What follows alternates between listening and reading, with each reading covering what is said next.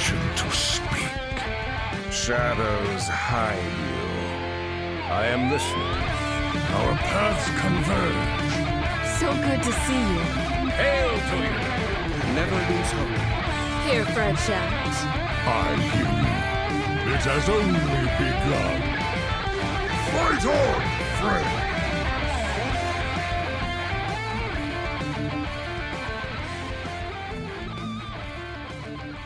Welcome to episode 469 of Concede, our own podcast dedicated to making the competitive side of the game more accessible to you. It is Thursday, October 17th, 2024 in the evening. Coming to you from Nomergon, Ohio, it's me, Edelweiss. From Northrend, Massachusetts, we have Wicked Good. Hi. From Teldrassil, California, we have Megasa. Hello. And from all around the world, we have you, dear listeners. This week's episode is brought to you by our producers, Number Theory, Kresh, Beef Squatch, David P., Walu, Jeremy T., Bottlecaps, Grumpy Monk, The Burger Club, Kirk Regan, Grizzly Bear, May, and SSJ5 Goku. And by our patrons of the week, Nicholas Weiss and Kinsey23. You can go to patreon.com/coinconcede to get perks like a thank you at the top of the show, early access to new episodes, one-on-one coaching sessions, and help support the show in the process. If you would like to support the show but cannot do so monetarily, please consider leaving us a 5-star review on your podcast feed of choice, as it always helps other people find the show. And if that was too fast, there's a reason. We have a ton of cards to talk about. So, yeah, Life and Ladder. I'm not loving Renathal. But also, I'm like excited about the new stuff, and I'm having the thing happen of like, well, the new stuff seems so exciting, and it's not here. And even though we got like some stuff to change things slightly, I'm not that interested until we have like the truly new stuff, because there are a few like very exciting archetypes that they're pushing. Mainly a mage one that I'm interested in. Surprise, surprise. Yeah, that one looks fire. My most played class. Indeed it does.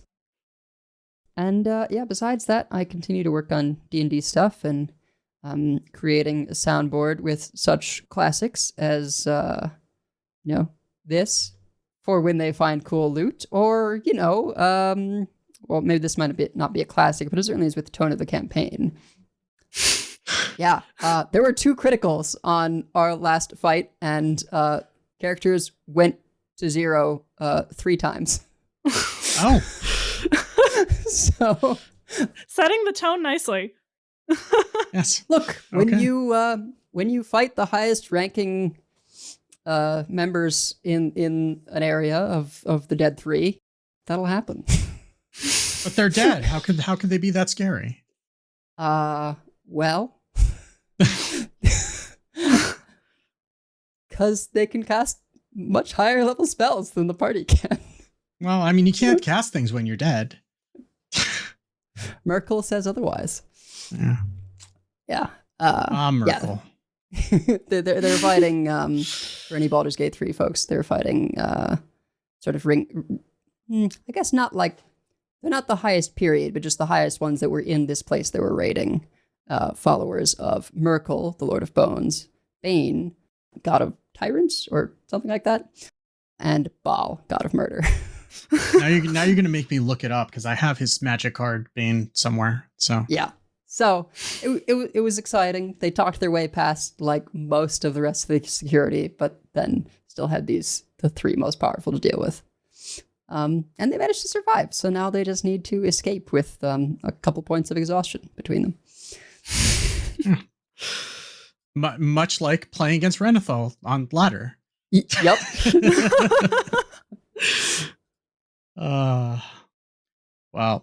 So remember last week how I said that I was listening to a lot of Linkin Park and that my climb was like in the end? Well, it went from the next day from in the end to what I've done, because I basically just picked up the XL Big Spell Mage and went from Diamond 5 to Legend in like 4 hours. And that deck is dumb. That deck is very dumb. I don't think that deck exists anymore after the balance changes that dropped today, to be clear, because there are some major changes that I don't think it's going to live through, but it was like a 70% win rate. It was it's amazing how just like giving that deck a couple more slots, even though it makes it more inconsistent. Like sometimes you just have games where you just draw all the big stuff and you have nothing, and like the Skyla thing doesn't really happen all that often. I mean, if anything, like Skyla's discounting an orb for like the end game more so than it's actually like doing the tsunami thing. But sometimes you just play minions and get them. And like, it's not even like the tsunami. You just like play, like you're killing them with a bunch of 3/3s that they can't deal with. And then you just have enough damage to go over the top. But most of that climb was pretty smooth. I did run into the worst timeline, which was someone playing a Renal Renathal Excavate Rogue. Oh no, I didn't catch that part. I just caught the Excavate Rogue part. Yeah, they sure were. And they were running Maestra. And I thought it was fine because they got the warrior hero from Knights of the Frozen Throne, which is Not generally great. Probably one of the worst hero portraits or hero cards they've ever printed. And so I'm like, okay, well, at least they got the bad one. Right. What they also got was 2 copies of Cold Feet from the elementalist, the miniaturized elemental that gives you 2 frost spells. And fun fact. And they played a bounce around also at some point during the game.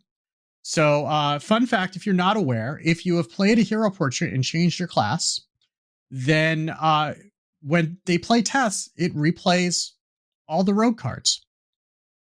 So what that meant is that Tess would play 2 copies of Cold Feet and then bounce around herself and send herself back to her hand. So I got to play no minions for the rest of the game, and I decided that I did not want to stay in that game for very much longer because I wasn't getting very far by not being able to play minions, even as a spell deck. So, did they get the weapon every time, or is that a battle cry on the hero card?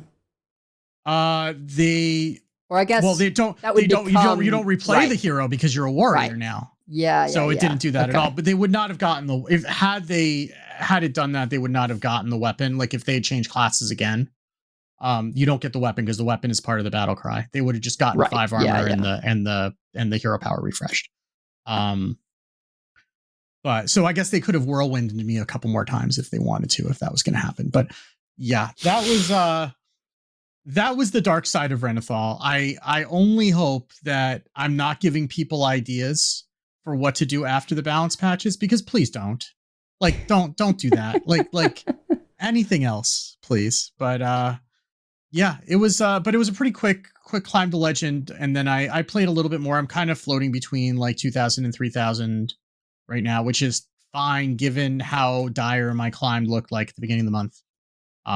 Being between 2,000 and 3,000 is fine. And then once I heard that we were getting the balance changes, I decided to just wait it out because playing a Renathal Mage mirror matches is just slightly more fun than playing Druid mirror matches. It is just very silly and just depends on who draws what and takes forever. So I will not miss that. I have no idea what the future holds, but at least it's not going to be a bunch of that. So I'm interested to see what happens with the meta. But how was your week, Megasa? Well, when I got into playing this week, I decided to play Rainbow Shaman, and I've just been doing really well with it. I haven't played since the balance changes, to be clear, and we'll talk more about the balance changes in a minute. But pre-balance change, Rainbow Shaman was doing really well.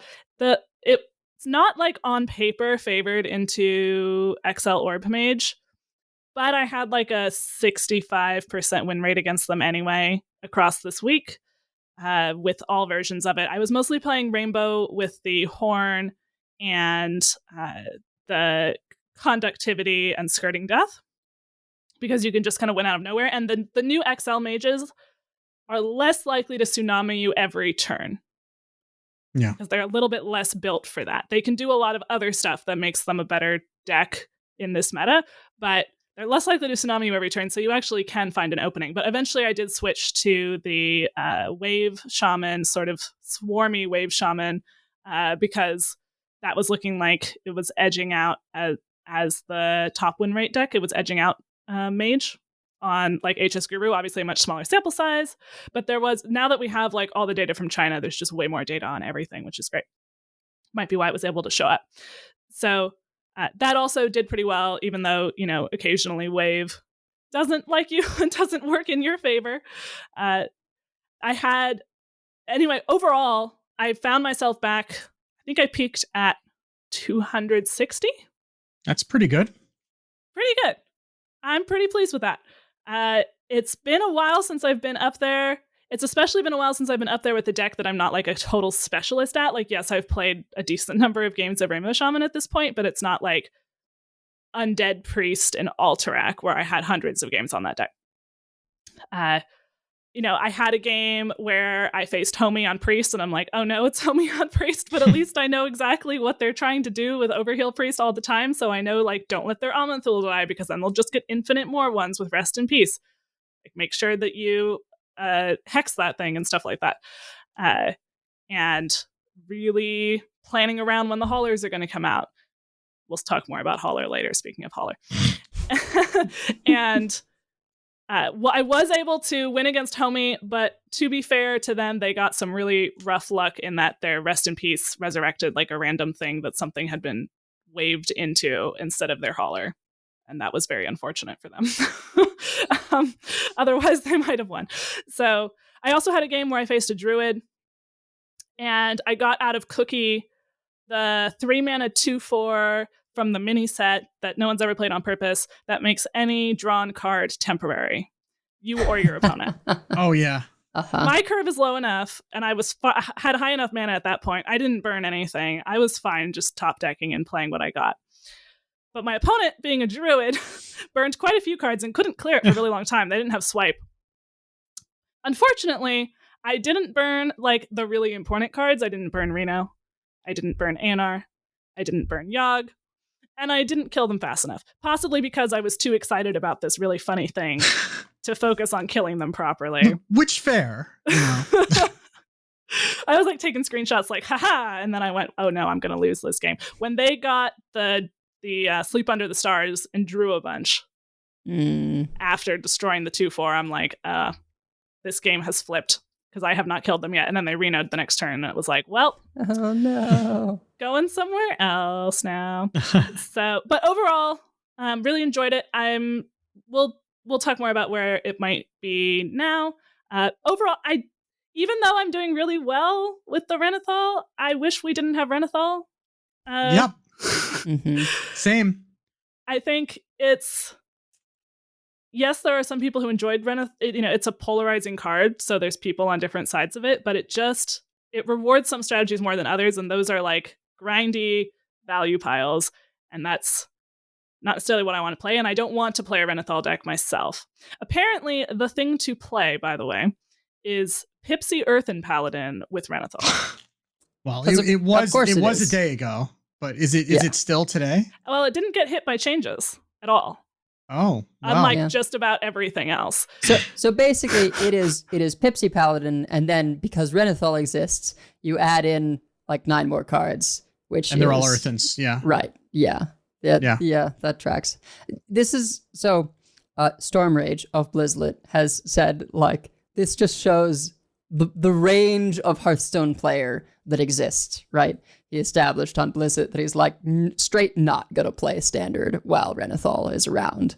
But meanwhile, there has been the occasional person saying, exclaiming their joy that Renathal is back. I guess what was the last sort of shake-up thing they did for the final month? They've only done this once before. It was Get in Baku, which is right. Which I was excited for and was underwhelming. Yeah, it's just like whatever. And also like Get in Baku was like strong 5 years ago. So like things have changed a lot in Hearthstone since then. And also things were designed around the fact that Get in Baku were going to exist as opposed to just dropping them into the meta. Whereas Renathal, It's also not, I mean, some of the cards that are in standard were designed for Renathal being in standard. And also Renathal is just, it's a different impact because it can just go into whatever deck and then you just add 10 cards. And it's the unnerfed one.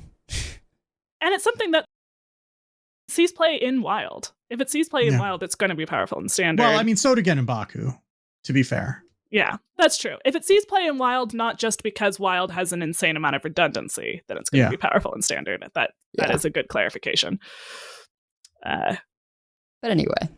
Yeah. But we should talk about the news, and because we have a lot of news and a lot of cards, and we have a lot to talk about. So we should go and do that right now. Gadgets and Gazette always gets the scoop. Okay, we're going to do some of these things we may have to breeze through a little bit because there is so much that happened this week. And we also have like 5 classes and neutrals of cards to talk about. We are not going to talk about every single card today because we would die. So some of these things may be a little bit, we may go over them a little bit less detailed than we normally would. We will have links in the show notes to everything if you want to dig into them.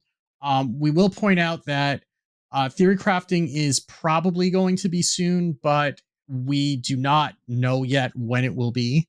If we are participating in theory crafting, we will announce it, assuming that it is going to be before we record next, which it very likely will be because the last reveal is on next Wednesday. So if we are not going to have time to announce it before the next podcast comes out, we will find another way to get that to you. It will likely be in Discord. We may even do a post for the patrons as well on Patreon, just like a text post saying, hey, we're doing theory crafting, but do keep an eye out. That will be, Megasa and I will be co-oping on my channel as usual, which is Wicked Good FM on Twitch. I've not been streaming it, but I'm hoping to restart that with the new expansion, but this will be getting me back into it. And then Edel would be theory casting. Is it still 12 to 8 Pacific or 12 to 6 Pacific? So I believe so. Or 12 to 6 Eastern, right? It's 9 to 3 Pacific. Okay. Yes, that sounds correct. Yeah. We'll have if things change, we'll have details. This is assuming it works like last year, right? If things change, we'll have details. We'll announce that. Yeah.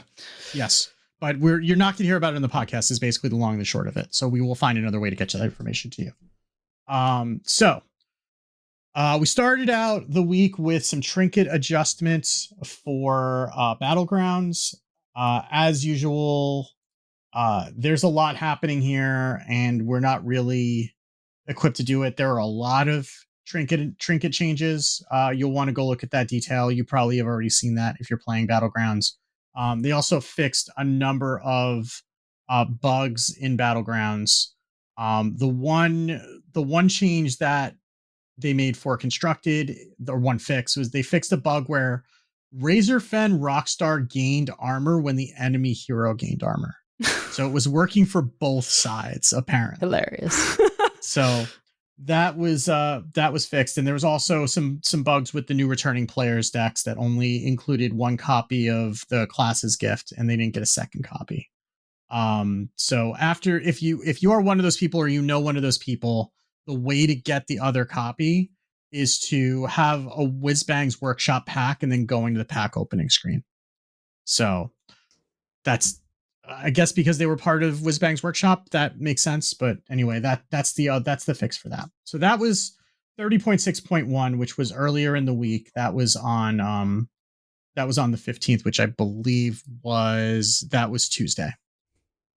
So then today we got patch 30.6.2, which has balance changes. And these are a lot. There are a lot of changes. The dev comment is this round of changes is focusing on preparing for our next expansion, The Great Dark Beyond, launching on November 5th, when Prince Renathal rotates back out of standard. As we plan for the post-launch meta, our focus is primarily on adjusting harsh play patterns like fast board floods, powerful board wipes, huge life swings, and cards that get endgame cards out too quickly. Read Druid and Big Spell Mage, basically. Some of these are reversions to prior changes. Our balanced philosophy remains that we'll try to make the best changes for the game in each specific patch window and not be afraid to revert changes when they don't work out or when the circumstances are no longer right for them. Finally, in Wild, we're changing Radiant Elemental to be consistent with Sorcerer's Apprentice. This effect is generally very powerful, even by Wild standards, and this change is being made with upcoming cards in mind. With this change, we're also unbanning Crimson Clergy in Wild to give him another shot at not getting himself rebanned. Good luck. There was a card that works. There is a new card for Priest that works like Echo, but doesn't actually have Echo and can't really because that's not a keyword in Standard right now. But yeah. Echo has a safeguard in Wild that it can't reduce below 1. This card would have been able to be reduced below 1 with Radiant Elemental and be cast infinity times to buff something to attack, with like animation cheating being your only limit on that. So they did have to do something. It kind of forced their hand to do something about Radiant Elemental now. Yeah, I mean, there's a few things, and let's just get into what's changing. So Yogg is going from 9 mana to 10 mana. I mean, Yogg's just everywhere. It probably could be 10. It's fine. My understanding is that this is a preemptive Yogg change because of starships. Because if you have just an easy to access mind control for 9 mana and it's already popular, right? It even more becomes just like, oh, yoink your starship. So just making it a little worse, give them that much more breathing room. Yeah, and it's going away with the next expansion after this. Mm-hmm. So, I mean, it's only for a couple months, so that's fine. Wondrous Wand generated by Marin the Manager. Old, draw 3 cards, reduce their cost to 0. New, draw 3 cards, reduce their cost by 3. Woohoo! Yes, I mean, like, yeah, that's a pretty harsh hit to Druid. Most people did not seem to clock what this one was going to be. We knew that Wondrous Wand was going to be hit in some way, but something like the Colossal Expanse or Ceaseless Expanse, 100 mana card. Yeah. You don't really want to reduce that to 0. And in general, Marin has just been really popular to have it. It reduces that variability that it has of like, if you hit your 3 most expensive cards, then it's just insane for you. And if you don't, then you're sad, but you're playing Marin just for the wand, just to do that. Yeah. So it really reduces that. Whether or not we're still playing Marin, I'm not sure. It seems like maybe in Druid specifically, it might still be fine. Yeah. But you're not going to play this just to have that high roll of cheat your really big stuff out for free. I mean, it's still 3 mana draw 3, right? It's just not 3 mana draw 3 and play them all this turn, which is, right. You know, and maybe you don't always start with the wand. Maybe you're starting with crown or something more often than you're starting with wand. But Druid probably, it can use the card draw. It's probably going to play it more for crown, and that's fine. And like there might be other decks that want that, like the slower decks, especially with Renathal in the format for another couple of weeks. Like there's room for a Marin, and you need to be able to draw through your deck, so maybe it still has a place. But like I've been pretty vocal about this for the past couple of weeks, really. Just that, you know, somebody's always upset after Wondrous Wand. Either it's the person it's either the opponent because you just cheated 30 mana, or it's the person who played it because you just cheated 3 mana. Right. So there's too much variance there. And I think that's a good thing. And it's really just been a staple of the format for a while. And it's made things feel very homogenous. And it leads to feels bad moments when you have someone dead to rights and then they play Marin and flip the table. And then you flip the table. And it's still available as like something you can put in as a little anti-fatigue or as a, you know, I don't have a lot of card draw. I can play this and then get something that draws me 3 cards, maybe high roll a bit. You still, notably, since it's reduced by 3, can play any of the other ones that you get for free. So that's kind of cool. If you pick wand and hit crown, you can still play crown, and that's very powerful. Yeah.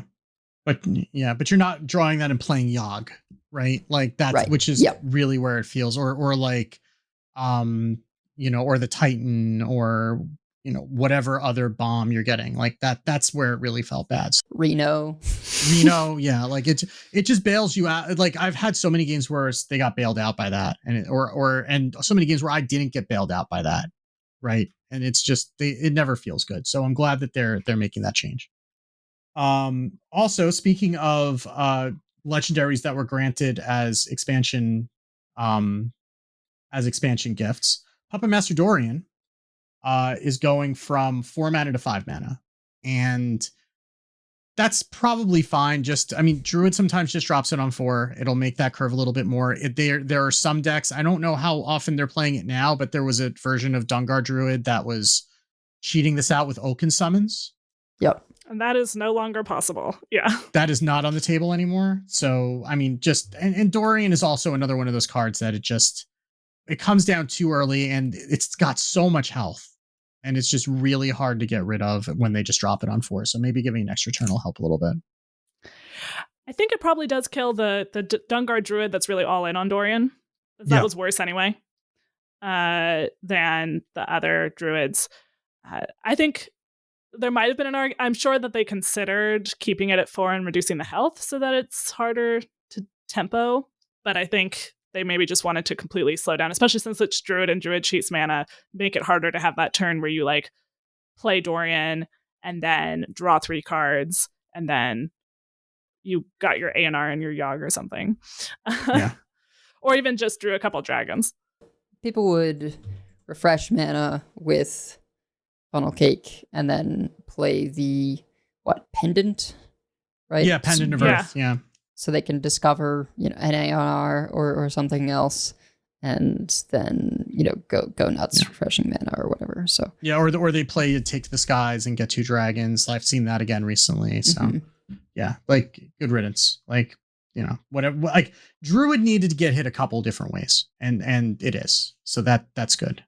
I mean, we've been kind of very vocal about the experience of playing against Druid the past couple weeks also, and they've always paired well with Renathal.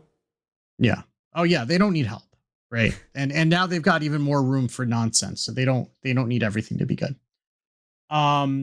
Treasure Distributor is getting reverted. The original version did not give the Treasure Distributor itself attack. So now instead of summoning a pirate, give it and this minion +1 attack. It's just after you summon a pirate, give it +1 attack. So the Treasure Distributor will always be a 1/2. You're not going to have the situation against Demon Hunter where or I guess occasionally a Shaman, where they summon a whole bunch of things off the Demon Hunter location, and then by the way, I have a 6/2 to deal with. That's, that it's enough. So only the pirates are going to get buffed now. It's scary enough as it is. Yeah, it is. Yeah. That's a pretty severe hit to the ideal early game snowball that Pirate Demon Hunter has, or really any pirate deck. Yeah. I think, and for right now, while Renathal's out, it probably feels like a little salt in the wound. But again, they're not doing these changes considering Renathal. They're doing these changes considering post expansion launch. But it makes it harder to have that thing where they like have the perfect curve against you and kill you on 4 or 5 because you can't do anything about it. I think we'll have to see what Pirate Demon Hunter looks like. Hopefully we have other aggressive strategies, or maybe it's fine in the new meta. We're powering down the whole meta, so it might be okay. And it also punishes you less for trading into it with something like a metal detector, which is kind of how you would want to remove it. But when it's 6 attack, that hurts. When it's 1 attack, it doesn't hurt quite as much.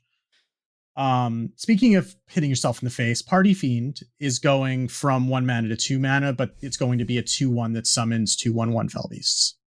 So that's pretty harsh, I think, for Warlock and for rogues that were running, the tourist primarily like for Party Fiend, because the curve is really important there, and this really breaks that curve. Yes, it has an extra attack, but 2 mana is like twice the mana for this. So yeah, I think that does hit. I think it might be because it's a demon and we have all the demon stuff coming for Warlock that we'll talk about later. Yeah. That they're worried about it like just being free really easily with the Foreboding Flame and stuff like that. I don't know. I think it's more just that it was an insane turn 1.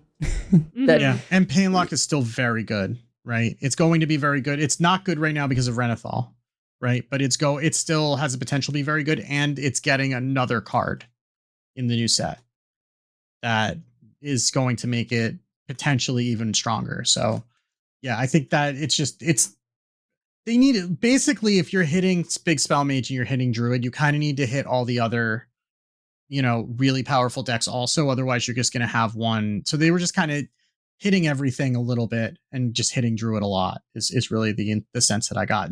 And so similarly, like Crescendo is going from 2 mana to 3 mana, which means that you're not going to be able to crescendo on 6 right before 3, right before playing out your sludges. And even then, it's still going to cost you 1 mana, so you're going to need to pay for both of those.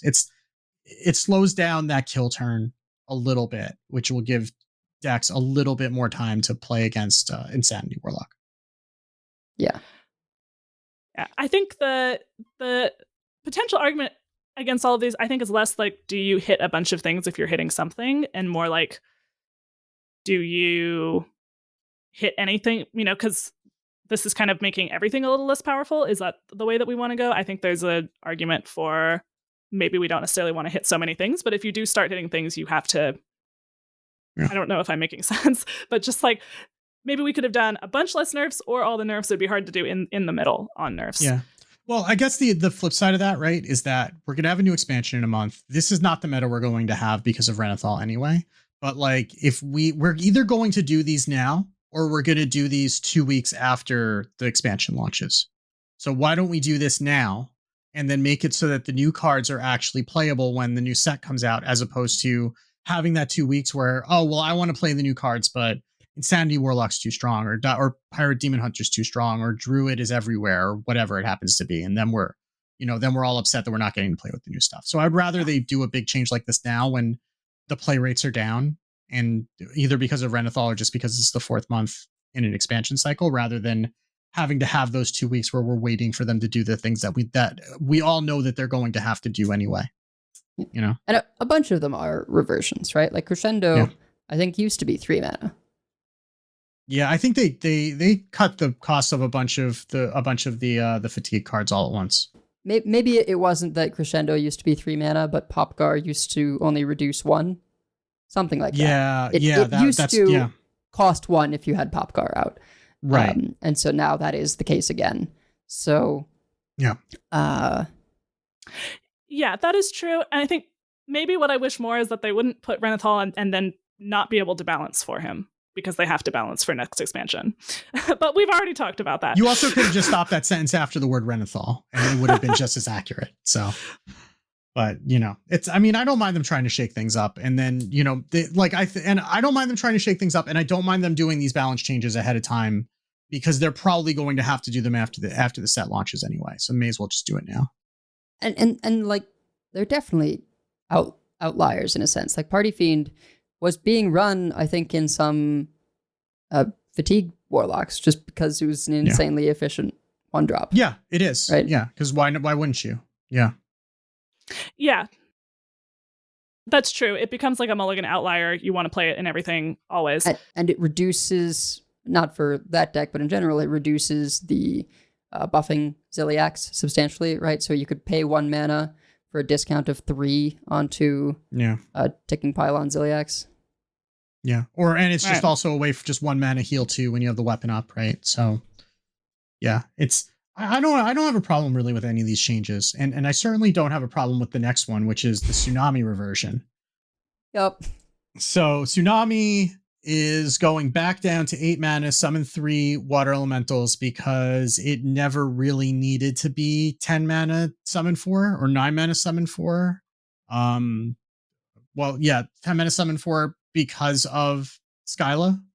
Like, and this one is the one that I have I understand reverting changes when they're no longer relevant, and I appreciate them saying that, and I think that's fair.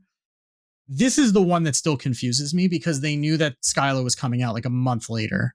And that's just like, maybe it was 2 months. Maybe this was earlier in the expansion than I remember, but that's like, this is more of an issue with mini sets than anything else, because the problem was that they split that whole package up across the main set and the mini set. And then they had to buff this card in order to get it to see play before the mini set came out. And then the mini set came out, and it's like, oh, this is why they printed this. And yeah.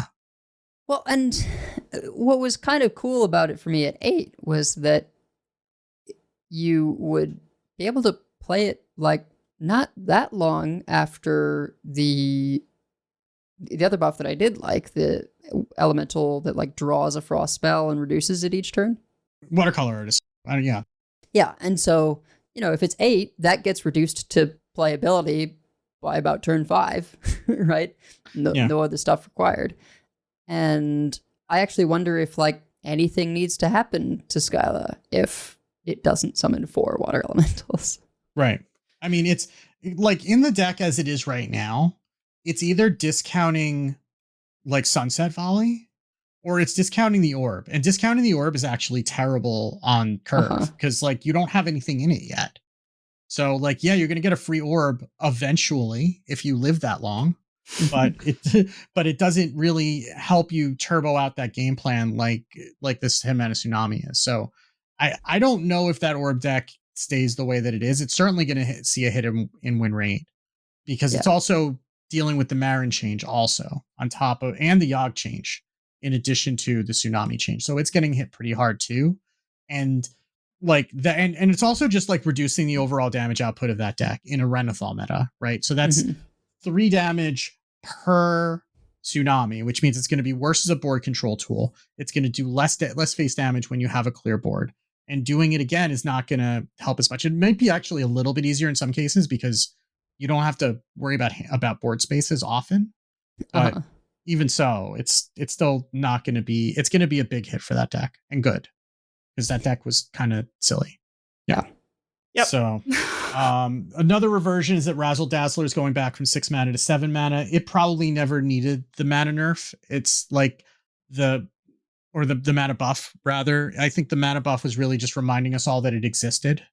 But also Natural Talent was buffed at around the same time, and Buttons was buffed around the same time. So we probably would have played Razzle Dazzler even at 7 back then, and it probably would have been just as good. So it can be at 7. It's fine. I mean, so I think I've definitely seen people pretty worried about Rainbow Shaman with this change. A little bit less worried maybe about Rainbow DK because it was, or like Blood XL DK was not necessarily playing this on curve anyway. I think it does make it worse because this was your best turn 6 play generally, even if you hadn't played that many spell schools yet. But it's a deck that has a lot of turn 6 plays. You also have the weapon, even in like most of the Wave Shaman lists, you have a copy of the weapon, and you're going to be seeing less water elementals. You're going to be frozen less. You also have Golganeth in the 6 mana slot. If you're playing big Shaman, which has been suffering due to Renathal, but that may not be true after rotation. Or certainly the Renathal part won't be true. We'll have to see where the deck is. But you also had Cliff Dive in that 6 mana spot, and the Dazzler was reduced. Yeah, you run the rotation, so it's going to be 6 anyway. It's fine. Yeah, so I think when I was playing Rainbow Shaman and doing really well this week, I was often winning either without Razzler, before Razzler, or with Razzler a bit late. Like, yes, there's a certain percentage of games that you win because you got Razzler on curve. I keep calling it Razzler. It's Razzle Dazzler. I kind of like it, though. Yeah, me too. The Fossey Razzler. I certainly was able to win a lot of games without necessarily having that directly on curve every time. So what I am more sad about is our next change. Injured Hauler went from Overheal, deal 2 damage to all enemy minions, to Overheal, deal 1 damage to all enemy minions. It still costs 3. It still does 4 to itself. That is, I think, probably means Overheal Priest cannot exist in its current form. Yeah, I would agree with that. Yeah, pour one out. Because Overheal Priest, really, this was its like one defensive tool, and it only needed this one defensive tool, right? That plus your heals. There was the interesting synergy of like, do I save my heals for Hauler or for Hedonis, and how do I get one, do I make sure I have enough, blah, blah, blah. I can see this change in terms of if you were playing aggro against Overheal, and it was like, all right, do they have Hauler? Oh, they have Hauler. Well, this is miserable. Like, sometimes board-based decks that were a little bit later, like Rainbow Shaman, could do something about the Hauler and play around it. But, like, if you're playing Zarimi Priest, Pirate Demon Hunter, whatever, they get a Hauler, you just, like, you might as well concede. Maybe not quite, because you have, like, a chance, but, like, it's really tough. It's really demoralizing. So I can see making the change, but it is sad because Overheal, I think, was a really fun deck. It was a difficult deck, not too popular. That might have changed after the rest of these changes, so maybe they also had to do something there. But I think it would have been, if you just wanted to hit the win rate a bit and not change the whole play pattern, I think you could have like made Hauler cost 4 so that the decks have a little longer to get under you, or something else. Actually, there's a new priest card. We'll talk about it. That buffs, when you overheal, it buffs the minion's health. That might be why they made this change. That also could be. Because then the hauler would like literally never die. Yeah. The thing is, so it actually can potentially, I mean, depending on the aggro deck, still be good against aggro. Because if you're mostly killing tokens or smaller bodies, like it is still potentially That's effective there. But what made it good against other stuff was even mid-sized boards, like Razzle Dazzler boards. Yeah. Sometimes even a Painlock board with giants. You could just clear it all. Or like you could clear a tsunami, right? You only needed 3 heals to clear a whole tsunami. Exactly. And now that's 6 heals, which is, if doable, too many resources to spend. Yeah. Right. That is, you can no longer use this as I'm going to be a late game deck, and this is my defense against mid-range decks. Instead, I think maybe with the new cards, I've been thinking about, like, do we have a sort of overheal Draenei, like ambient light spawn board-based overheal deck? But I think overheal as it exists now doesn't have a way to deal with Painlock, doesn't have a way to deal with Dazzler. Yeah. Right. So. Yeah. And it was the best deck that nobody was playing outside of Top Legend, just because it's very difficult, right? So, but like that would have been the meta at Top Legend. It would have been it. Because if you didn't touch this and touch it in a way that really hurts its win rate, then that would have just been the deck. And I don't know if they're still playing for, I don't think they're still playing for, they're done trying to get ladder finishes for Worlds, right? But even then it's just like, I don't want that to be the meta, and that's eventually going to trickle down as Vicious Syndicate says, hey, you guys need to play Overheal Priest already, and then everybody's playing Overheal Priest, and that's the only deck that's there. So I mean, it's a control tool, but it's not the control tool now, and I don't know if it's good enough in a deck where it's not like the pure focus, but we'll see. I'm hoping that the priest cards that we're getting are going to kind of enable a more traditional control priest. We'll get to that when we get to that. But the last change, again, we mentioned it. Radiant Elemental is getting the Sorcerer's Apprentice treatment. It is going from your spells cost 1 less to your spells cost 1 less, but not less than 1. There are crimes being done in Wild with Radiant Elemental, the same way that there were crimes being done in Wild with Sorcerer's Apprentice. And these kinds of cards have just been broken for a long, long time. So it just kind of makes sense to bring that into parity and then fix that. I know there are Wild people who are upset about that, but there's apparently a new combo in Wild, because since they did this to Radiant Elemental, they have unbanned, at least for now, Crimson Clergy in Wild, because Crimson Clergy plus Radiant Elemental did crimes. But apparently, there are still ways. I saw screenshots of this on Twitter. There are still ways to do like a Mechathune priest that can kill in an ideal world on like 4 by emptying its entire deck.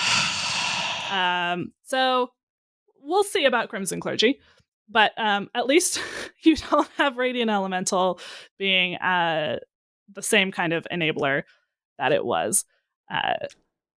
The answer is there's still Nazmani Bloodweaver, I believe, which is like whenever you cast a spell, reduce a spell in your hand by 1, something like that. Maybe you have to target it. I forget. Oh, yeah. That was the Miracle Priest card. Yeah. So it still is. Yeah. Miracle Priest is still a thing in Wild. If you enjoy that kind of thing, check it out. Yeah. So the one buff that we got because of their reducing, they're basically nerfing Wondrous Wand into the ground. They make Golden Kobold a little bit better. So now instead of just replacing your hand with legendary minions, now it replaces your hand with legendary minions. They cost 1 less. So maybe you pick Kobold a little bit more often, or at least it doesn't feel quite as bad when you do have to play it because you need hand space, or that's all you have left to do, or whatever it happens to be. So you can get dust for all of the above cards plus Heist Baron Togwaggle, because Heist Baron Togwaggle also generated the Marin treasures. You can get those for full dust until patch 30.6.2, which is generally 2 weeks from now. If you're asking, should I dust these? if you don't know, if you want to keep them, then dust them, and you can always recraft them. So that's our usual advice. But as usual, that's what you would want to do. And yes, and Crimson Clergy is no longer banned in Wild. There are, again, a lot of Battlegrounds changes. We don't have time. So we barely have time to scroll through them. But there are not any changes to Constructed for any bug fixes or anything for Constructed either. And one of the reasons that we don't have time is because in addition to all of this, we got an announcement about how they're changing quests and the rewards track in the next expansion, which means I need to do this.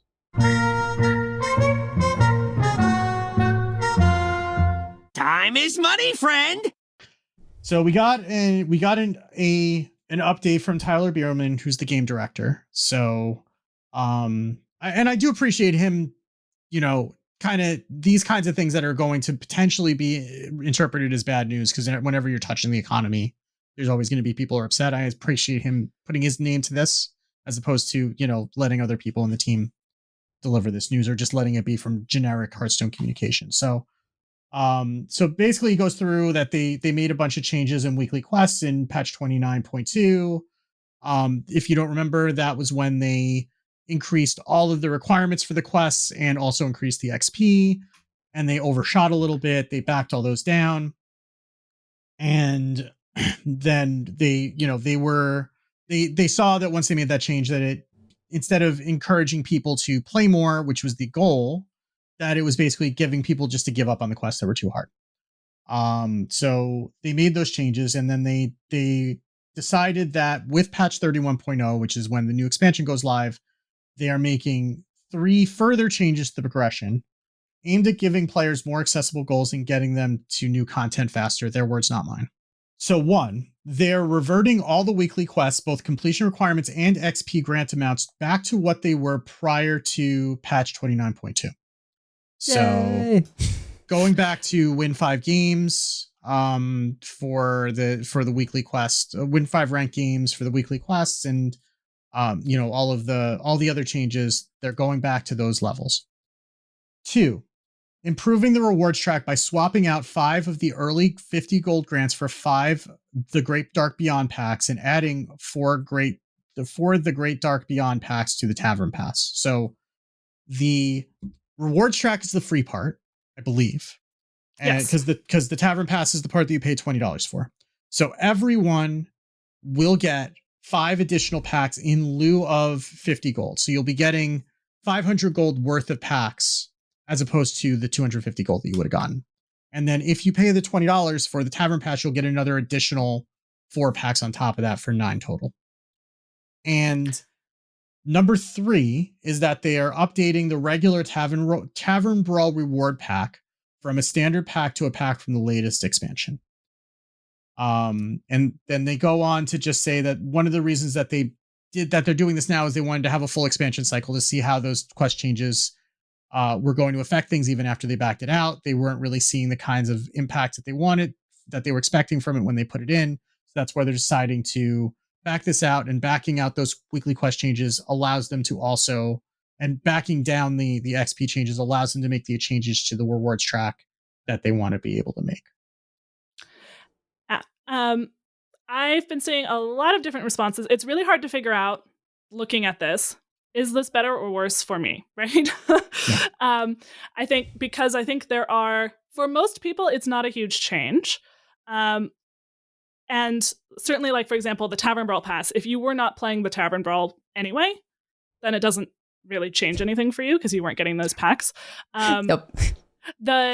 For people who were playing the Tavern Brawl regularly, I think the people who are most concerned about these changes are people who are very engaged, but free to play or mostly free to play. Because often what they would do is, and not just that population, but it'd be like more important for this population to bank standard packs. And so that it's the same number of packs, right? It's like 17-ish weeks in an expansion. And so that's 17-ish packs from Tavern Brawls. And if they're all standard packs and you get most of what you need early because you've been playing this game for a while, then you hoard those standard packs until the next expansion, so you get those 17 packs on day one.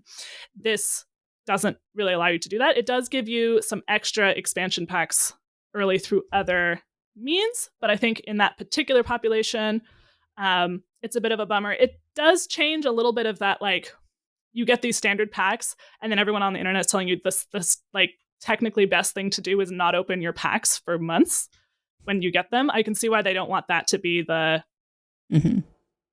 ammo. It's making it, you're getting the same, and if you are new to the game, and what newer players often want is like, I want the newest cards now, even though a standard pack would fill in other stuff. So they want those new expansion cards. And if you already have the full previous thing, then a standard, like if you're planning on opening it now and you have a relatively full collection, it's basically the same thing to you. Yeah.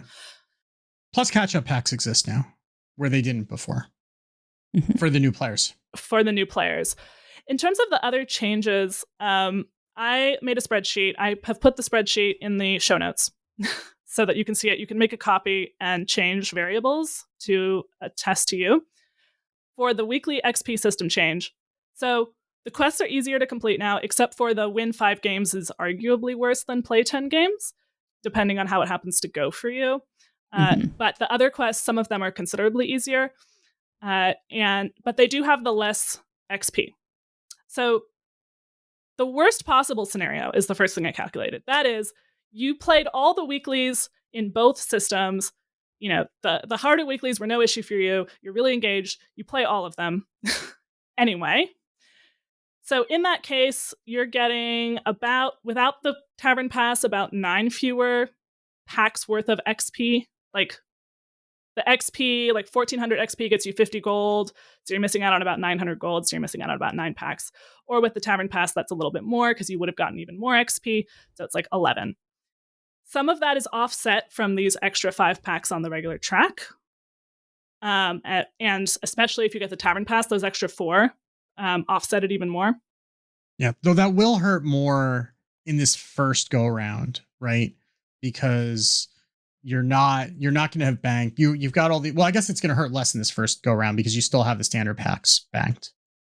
Right. Yeah. So this is like over the whole expansion, you are earning a little bit less packs. If you were already completing all of the weeklies anyway, to be clear. They've also added a few new drops, like the pre-release brawl is new. That allows you to get some extra packs. We haven't heard exactly what the deal is yet, but they've teased other types of drops, like maybe Community Day again or something like that. So if you add some of those packs in, you're probably breaking even, especially if you get the pass. Or you're a little bit negative, but by a little bit negative, I mean like 5 packs negative over 4 months. And the quests are easier. If you are completing even like 10% more weekly quests because of this revert than you would without the revert, you're in the green. You're getting more packs. That's me. For now. For players who maybe completing 20%, 30% more quests, like let's say you went from completing like 60% of weeklies, I'm putting this into my spreadsheet, and now you're completing like 80%, then you're getting up to like 9 more packs over the course of the time. If you're completing 90% of quests, you're getting like 8 more packs without the Tavern Pass over the course of the expansion. So it really, like most econ things, there's winners and losers. But I think the overall message is it's not a ton of packs either way for almost everyone. And always important to remember, they are not actively trying to screw us on this thing. Yeah. Right? Like, I think saying it didn't get people to play more the way we thought, and so we're going back is like, yeah, if people aren't playing to complete these quests, well, then we want them to be able to complete the weekly quests. And that has definitely been my experience, right? There are times where I look at something and I'm like, what? Yeah. Excuse me, that's too many battle cries, or that's too many whatever. Or like, I found myself much more often, because it seems weird for me to say, oh, I'm not completing the weeklies. One, I'm less engaged at the moment. But even when I was highly engaged, there were times where I just, because I was so used to automatically completing things by accident, with the longer form system, I would get to like halfway through the week or however long and be like, oh, that's like not progressed at all. And it's like, oh, because I've got to do this specific thing a bunch of times, and I'm realizing that that doesn't line up with what I'm playing. So now I decide to re-roll it. Right. and much of the week is already spent. Yeah. And it's like, well, am I going to get lucky to get something that's easy enough to complete with what remains of the week? Maybe, maybe not. But I think I found myself often completing like 2 of 3 for my weeklies. Yeah, if you go from completing 2 of 3 for weeklies, often, so maybe you're completing 75% overall, to basically back to 100, and you get the Tavern Pass, that's 9 extra packs. Not counting extra packs from the pre-release brawl, etc.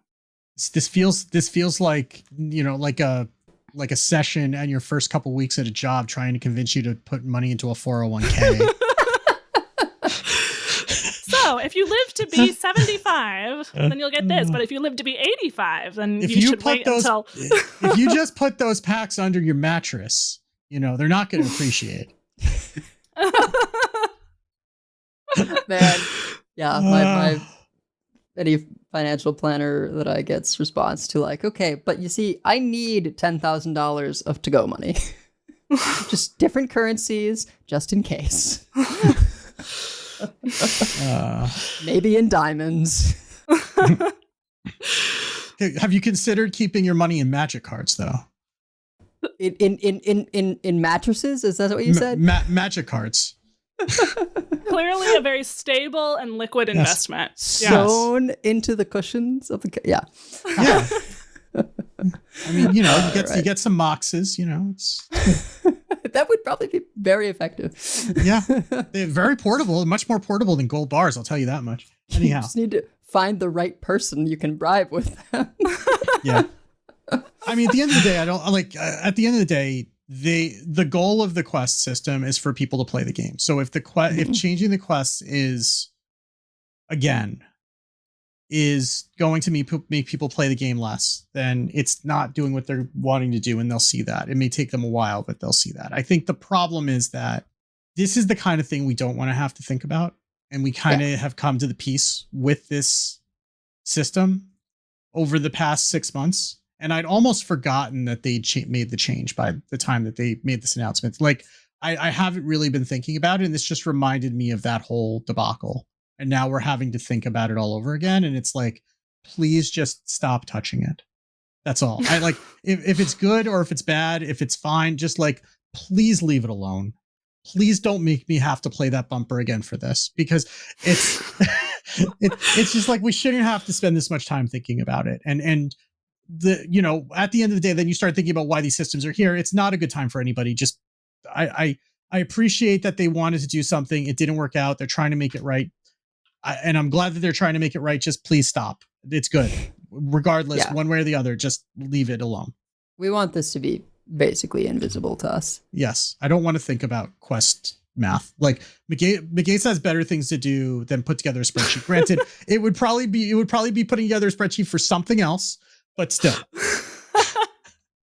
Well, we have a couple more quick things, and then we can finally get to the moment you've all been waiting for, card talk. Yes. So one of the things that is we told you an update on how we've been doing in China.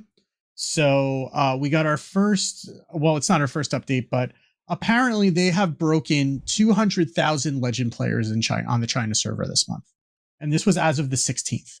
So halfway through the month, they had already broken 200,000 Legend players, and all the other servers combined were 35,000. So is China a big deal for Hearthstone? I think we can all agree that it is. We already have that evidence, but we do. We're pretty sure. But there is a little bit of the downside is that there's a major tournament that, like, I guess I don't know if it's actually Gold Series or it's the equivalent of the new Gold Series. But apparently the patch notes came out at 2 a.m. today, and the tournament started at 2 a.m. China time, and the tournament started at 9 a.m. or deck submission for the tournament was at 9 a.m. today, China time. So that's not great. Friends, I feel your pain. You at least got most of the night. You didn't get it dropped in the middle of the night. No, I was just up till 2 a.m. Most of us were up till 2 a.m. Yeah, but you found out at like 10 or 11, right? So you at least had like the night and then the following morning to do it instead of like waking up. Could you imagine waking up at like 8 a.m. to submit your deck and all of a sudden that like all the decks are broken? Like what would I wouldn't even know I what think you would they do. actually postponed the deadline by some amount I would like to think so. in case someone, was already asleep when the patch happened and then woke up. I mean, these are esports players. They should have been awake at 2 a.m., but still. But okay, that is good to hear that they did that. And it's just such good news. I mean, they have so many players in China who are really excited to play this game, and that's just good for everybody. Yeah. And especially for like they have one tournament to get into the World Championship. So like, yeah, that ought to be, we should take that seriously. So yeah. The other one is that the Dark Moon Fair's Frightful Fantasy event has started today. The first weekly quest is Daredevil Cannon. Summon 150 minions in Hearthstone. Patches counts twice. I don't know if this is both patches if you play Wild. I haven't gotten to log in since that went live today. So I don't know. I don't know if I would assume the parachutes from patches don't count, but the patches, the pilot does. I don't. Just play Gorgonzormo, you'll be fine. Apparently, there's quite a few pirate demon hunters, despite the nerf, out today for this quest. Yeah. You don't need to play pirates. You could play Death Knight. You'll get there just as quickly. It'll be fine. Like, just keep track of how quickly you do that, because that'll factor into your Ceaseless Expanse math for a couple weeks from now. That's all. Yeah. Okay. So that's the news. An hour in, now we can start talking about cards. So let's do that.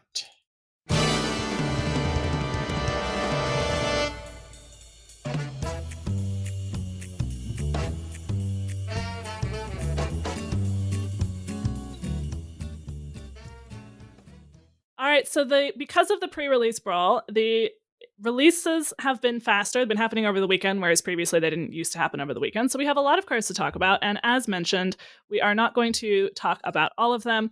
I've put a few links to places you might want to go for more information. Obviously, the card library. Also, Leo Gonzalez's Twitter, aka Minty Fresh. He is the set lead for the Great Dark Beyond and has been posting dev insights basically every day. There's also a pronunciation guide. We're still going to get it wrong, just to be clear. I watched it and tried to... I was like, I have a podcast about Hearthstone. I'm going to try, but we're still going to get it wrong. You know what? I've pronounced Mario wrong for my entire adult life, and I am not ashamed to mispronounce something that is not clear how to pronounce it. I'm fine with it. I've made my peace. They're still releasing Cosmic Clash creator videos where this is similar to what they did last expansion. They have creators, some of whom are, well known in the Hearthstone space, some of whom maybe used to play or have some tangential connection, but are trying to bring in viewers from other communities, playing games against each other with the new cards. So this is how I know, for example, there was a Day 9 game versus, I believe, Mark McCaz, where the Ceaseless Expanse was playable on like 10 easily. Could have been discounted to 5 or 4 if Day 9 had sequenced his turn correctly, but he was just like, I'm playing the Ceaseless Expanse as soon as it is playable. which is fair. Yeah. Is fair. He'd just been focusing on when is it going to be playable, and then as soon as it was, he just ripped it. And he won anyway. I mean, it's not called the cease until you've ordered your turn properly expanse. So, and you know what? It worked. And they have other ones for some other things. They have friend of the show, Swaybe, is in one that was released recently, either today or yesterday. So definitely check those out. All right. We're going to skip through the neutrals especially quickly because we'll go back to some of them as they relate to classes, but then we're going to try to talk about like each class and not necessarily every card. We will say what on card is when we mention it, but you might, so if you're driving or something, that's okay, but you might want to get the card library up. We also have all the cards, including alt text for all the cards in the card library on the Concede Discord. So, okay, neutrals, I think we should definitely talk about the Exodar. Yeah, we should talk about the legendaries in general, just because those are the ones that, are going to be the most interesting. I mean, everything else is just kind of, there's, I have the categories I have for neutrals are starships, Draenei, and demons, right? Which is that's the categories for the entire expansion. There are starship pieces, there are Draenei, and there are demons. Hold up. There's also elementals, but we'll get to that. Okay, fair enough. There are also elementals. That's also fair. Yeah, but I mean, we'll talk about some of those as we go. But I mean, the legendaries are the actual interesting ones that we should cover. Mm-hmm. Yeah. So the Exodar is an 8-mana 6/10 neutral legendary. Battlecry, if you're building a starship, launch it and choose a protocol. And the protocols are emergency repairs, gain armor equal to the starship's health twice. Offensive formation, deal damage equal to the starship's attack randomly split between all enemies. And crew transport, get copies of all of the starship's pieces, set their costs to 1. This is absurd. This is Kronks for starships. That's what this is. Yeah, 100%. Yeah. If you were playing a Galakron deck back in Descent of Dragons, Kronks was in all of them because it was the neutral payoff legendary that could go in all of them. The Exodar is the same thing, right? It's in some ways a 3-mana 6/10 because it launches your starship for free. Yes. Right? So you pay 8 for a 6/10, which is mediocre, but it comes with and you don't pay the 5 that you normally pay to launch your starship. And then, the protocols are just exactly the things you would want. Oh, do you need defense? Have a ton of armor. What, twice its health, right? Yeah, it could be a huge amount of armor. Yeah, you have deal damage equal to it. It's 1x attack, right? It's 1x attack. Yeah, But that could either be a board clear or a fair bit face.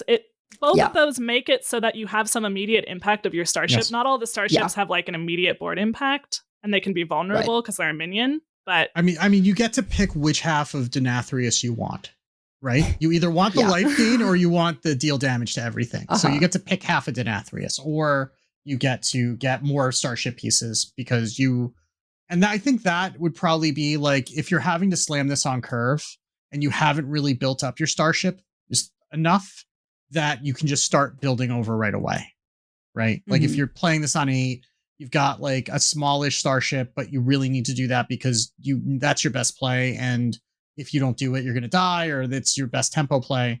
Okay, fine. Now you're not behind because you wasted all those starship pieces on like something small. You can just start over. Or even just like, I could get the armor, but my starship like has lifesteal and death rattle gives me 6 armor or whatever, right? Like there are other things that you can get defensively on your starship such that it may be enough sustain on its own that you're willing to then just get the pieces for another one for extra value. So I think if your starship is big enough, you're probably taking offensive formation at that point, because like, why wouldn't you just do the damage? I think we'll see a lot of that, but it also depends on like if you need your starship to stick for something, and so then you're like, okay, this is my backup plan if it doesn't. Yeah. Although I think like if you're hunter or something, you're probably just again doing the offensive formation. But there are other cards that say if you're building a starship that are important to get down, right? So if you've used your pieces and you still need more of them because you still have that in your deck, maybe you do that. Yeah, but very powerful card, and it gives an immediate impact to pretty much any starship that you've been building. Yep. And it comes down before Reno, which is very good. And then the other stuff, Dimensional Core, 3-mana 3/2 Divine Shield, and its piece. Great, fine. Starvil Para, I just briefly want to chat about. It's tradable, and it is a hate card. It is a 5-mana 4/5 Battlecry, destroy an enemy starship or starship piece, which made me nervous at first, but it can't affect it while it's before it's launched. Yeah, you can't interact with it. Yeah, with the not launched starship, it's just sitting there dormant on the board. Right. So except for Reno, which people are going to be upset about, and it's going to have its problems, and it's going to be gone in a few months. But Starvil Para, they have to have launched it first, and yes, it's very good. Then it's like a big game hunter. Although Big Game Hunter probably will do it the same for cheaper if they're launching at a certain point of the game because it'll have enough power. But it's like, I don't know. I feel like it's the kind of thing where you may see a bunch of them for a while and then they'll kind of go out of decks because it's like, well, you could just have answers for big minions. I guess what we haven't seen any starship pieces with elusive yet. Mm-hmm. If we see that, right, that might be a scenario where you might want it. If like whatever, like let's say that Druid gets an elusive starship piece. I don't know that it is. I'm just making that up because Druid seems like it would be the most likely to get an elusive starship piece. But if like that, if there's like this big like thing that you can't really interact with, and this is one of the only ways to do it, right? I mean, Yogg exists at that point. So, but Yogg won't be in Yogg format will be forever. 10 minutes. And Yogg will be 10 mana. Or is 10 mana now. Yeah. So this is, at least we'll get rid of that if that happens. I don't know if we're going to get an elusive. I would hope we're not going to get an elusive starship piece, but I wouldn't be surprised if we did. Yeah. I think it's a safety valve like Viper, except I think it is tradable, but I bet it's something that people play more than they should. Yeah. Right. Just because they get tilted. They don't play it all. I mean, it feels like, what is it, EMP agent or whatever that was in like. Yeah. That was a 5 mana 3/3. But Yeah. Okay. In terms of Draenei, I wanted to touch on Troubled Mechanic, because I think this is going to come up in a lot of Draenei decks. It is a 2 mana 2/1 Divine Shield Spellburst, draw a Draenei. So if you're running a critical mass of Draenei, it's just draw, but it does draw a specific type of thing. Or if you're running only a few Draenei, it's tutoring. Although note that because Troubled Mechanic is itself a Draenei, you could like draw the other one. And you have to spell burst. It's not a battle cry, but you get to roll again. It's a 2 mana 2/1 with Divine Shield with a draw. We have that with the Silverwing in Paladin, and that's a good card. Play that a lot. So, and there are like Hunter really, really, really wants to draw its legendary. We'll get there in a sec. So I think Troubled Mechanic is likely in that one, but really draw for any Draenei deck, just period. Yeah. I mean, there may be a world, right, where Hunter, and we'll get to it, runs 2 of these, the legendary, and no more Draenei. Yeah, I wouldn't be surprised. Yeah, that was one thing that I was looking at because they really, really want it on curve, or as close to curve as possible. Anyway. Yeah. Any others of here you want to talk about? I want to call out Mutating Lifeform, which is a 5 mana 3/8 all. So it's an amalgam, and after it survives damage, gain a random bonus effect. But I think what's important is that that's also a Draenei. So that's a and so that can also soak up a lot of your next Draenei gets X effects, and it's already pretty tanky. So anything that you're putting on there, it's just another target for those things, and it's just something to keep in mind. Yeah, you have to remember that like all the Draenei, they often look like they have kind of like, okay, that's some stats, but it's like often they're going to be bigger. If you're running a Draenei deck, almost every, like not every, but many Draenei will be getting a buff from a previous Draenei. Like Ace Wayfinder, 5 mana 5/5 Battlecry, gain 2 random bonus effects. The next Draenei you play gains them as well. In their show match, Mark McCaz just casually got Divine Shield and Wind Fury. Sure, why not? Yeah, seems good. So that's a thing. Yeah. And also, I mean, you have to think about Velen, Leader of the Exiled, right? Because a lot of the battle cries and death rattles of the Draenei are going to be things that give things to the next Draenei. So, like, that's a pretty good target for the next Draenei, is like a 3/8 that also happens to get other effects if you care, but that's going to soak up all of those. Your next Draenei get X, and also, by the way, if you don't kill it all at once, then it's going to start getting other things on top of it and just get even more disgusting.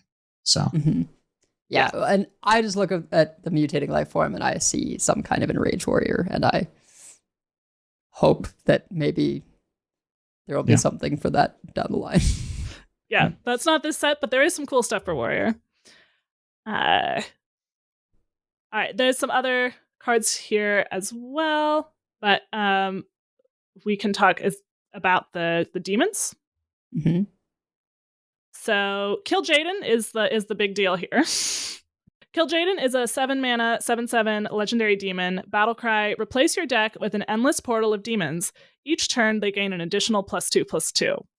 Leo said on Twitter he was really jealous of Duos' portal over the like deck slot thing. Yeah. And he wanted one in standard. So it looks like the portal in Duos. It goes over your deck. For the purpose of something like Fanotum, you have 30 cards in your deck. But in practice, you have no cards in your deck. If that makes sense. Instead of whenever you would draw a card, you get a random demon out of the portal. Oh, it's random. I thought you got to discover. No, it's a random demon out of the portal, but it has +2/+2 on the first turn. If it comes out on the second turn, it has +4/+4. So the longer the game goes, the bigger the demons get. The bigger the demons get. Or if you just are sitting on a draw spell. Yeah. Right? And you play Kil'jaeden. Now, at this point, you're never taking fatigue. So, yeah. For anyone thinking Unless they were you going want to kill to. people with fatigue, that doesn't exist anymore. Yeah.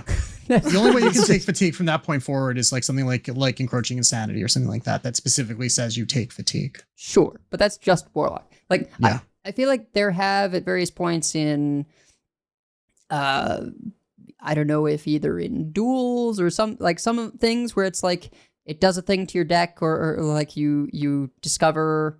Oh no, you know what you're thinking of? You're thinking of the Mage card, yes. Right? That would just replace your deck with the portal. But then if you tried to draw things, you would take fatigue. Yeah. Here, that's not true. Yeah. Yeah. If you're Warlock, you can tap. You get another demon with the bonus.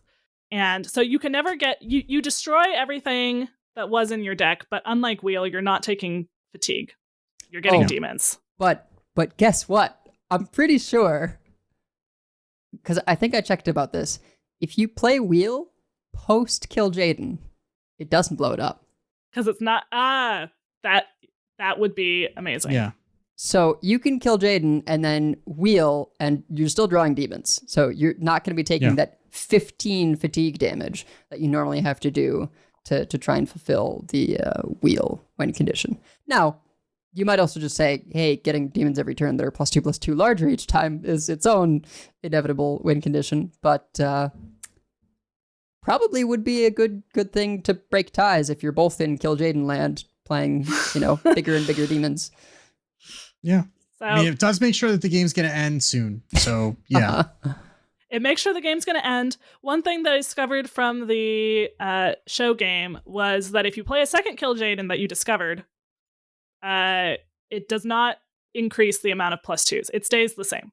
So, like, if you were on +8/+8, you play another Kil'jaeden, you're still on +8/+8, and the next time you're going to go to +10/+10, not +12/+12. Oh, well, that's better than I would have expected. So I would have thought it would I thought it would have reset. reset it. Yeah. Yeah. But it doesn't reset it either. It's just a 7-mana 7/7. Okay. Or whatever bonuses it got from coming out of a portal. Fancy looking war golem. Yeah. It's a fancy looking war golem at that point. Day 9 was really excited that he was going to now get +4/+4. And then he asked the producer off screen, who I'm 95% sure was Hat. It's like, can you thumbs up if this is going to work? Thumbs down if it's not going to work? And like shrug if you don't know and I'm the first person to ever try it. And Hat's like, thumbs down. And Day 9's like, really? I get a thumbs down after all of this? Wait, it's too bright in here. Try again. And then Hat shrugged just to sow chaos, I think. And then he tried it and it didn't work. So it doesn't work. Don't get too excited. But at least it doesn't reset it, so you won't be punished too hard when you try it anyway. Yeah. But that is, especially because we'll talk about Warlock, but Warlock has a lot of like random demon synergy. So here are a lot of scaling random demons. Yeah. This is also just going to go in ETC in every control deck. Because because now fatigue is not a problem anymore. That's what I mean, right? It's like, okay, well, we have officially closed the door on... Yeah. Fatigue is not a win con at all. Yeah. Yeah. Which, end of an era, I suppose, but we were kind of already there. Yeah. I do want to shout out maybe the most playable Rager? Is that true? I guess we had the undead one that like reborn but died as soon as you played it, and that had a moment because you could resurrect Battlecry it. die, yeah. Urzul Rager, 3-mana 5/1 demon. So you could get these off of the portal, and it would be maybe pretty good. Lifesteal, Spellburst, attack a random enemy minion. So it's like removal and lifesteal. It's not like amazing. It's a common, and it's not targeted, but for sure, if you've got any buffs on that, you can reliably activate spell burst. Like you remove something, gain a bunch of life. As Ragers go, it's up there. As Ragers go, it's up there. I just want to point out there are at least 3 mouths in the art of that card, and that is just not okay. That is 2 more mouths minimum. That are necessary. Yeah. It looks like the thing from Spirited Away when you like get under the it kind of looks like when it like grows all the extra mouths in Spirited Away. We also have Eridar Brute, 7 mana 5/6 demon with taunt and lifesteal, costs 1 less for each enemy minion. You get that buffed. That's pretty good. Yeah, and that just goes in a lot of things, right? Because that's just something you could just play against like a pirate demon hunter or whatever. And it's like, okay, get through this now. And yeah, 4 minions. Okay, get through my 5/6 lifesteal that I played for 3. Yeah, good luck. Good luck. Yeah. All right. But now, Priest. I'm actually excited about a priest set which I have not been in a while. So, which means everyone else is going to be very sad, probably. Should we start with the weird one and get it out of the way? Yeah, let's start with the weird little guy, because Mystified Tocha, I don't know if I'm pronouncing that right. I don't really care. It's his pronunciation could be as much of a mystery as everything else about him, honestly. He's a 4 mana 4/2 with a battle cry. If the combined health of both heroes is exactly 42, set your hero's health to 42. It's the answer to life, the universe, and everything. Don't know what to tell you. I don't know what the question is, much like in the book. So apparently, Gallon got this off on Leo twice in one game in a test game that they played, but that might be like the most that it ever happens in one game for the history of Hearthstone. I don't know. I mean, this is Awaken the Makers with more steps, really? Because, I mean... okay. I don't think it's fewer steps.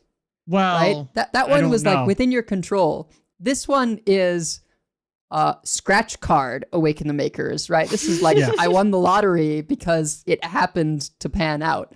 I think unless you are within like a few points of healing, or like specifically 5 or 2 healing, I think your odds of intentionally making this happen are so minimal.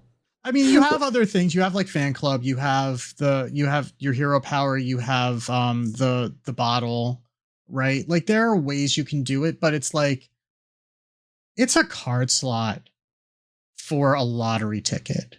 It feels like you've activated my trap card. Yeah, I know, right? Yeah. And also like we know that we know from Renethal that 40 health is powerful, but also you're taking up a card slot, you're paying mana for a 3 mana 4/2, and probably mana for something else to try to make it work. And a lot of the time it's a dead card in your hand. Like it feels like a meme card. Luckily, I'm excited about a lot of the rest. Yeah. I mean, I guess the thing is that like in the deck that you're playing this, you're probably not damaging your opponent at all, ever, anyway. Mm-hmm. So it's a matter of if you're getting beaten down, right? And you just need to get your health to exactly 12, right? That which they're going to help you with the first part, which is getting close to that on the downswing. And then you just need to get yourself back up. Now, you could also just run Eridar Brute and heal a lot of that up. You're not going to get the extra 12 max health, but that's probably fine. I don't know. I feel like if you do get this off your opponent, you're going to be making the same expression that the little guy is making in the art. Because you're just going to be so surprised that it actually worked. This like little wondrous expression. Yeah. There will definitely be a Trollden clip about this in short order after the expansion launches. Yeah. But other stuff that we got. So we got some Draenei.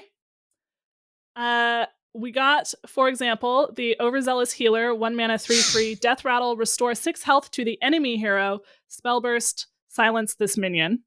Yes, aka Galaxy Chow. Okay, I dig it. That's just a good minion. Yeah. Yeah. Like, I mean, what? it's like even if you don't spell burst, right? If you're playing that on one, who cares? Their health is already 30, right? It's only if it's later in the game, and then you probably have some sort of a coin or some spell that you can just chuck into it that you can make it not do that, and it's fine. Yeah. I mean, even if you play it, there's a new spell, Gravity Lapse, 0 mana, set every minion's attack and health to the lower of the two. You said it's, even if it's damaged, you set its attack lower, and then it silences itself, and now it's a 3/3 again. Yeah. It's like,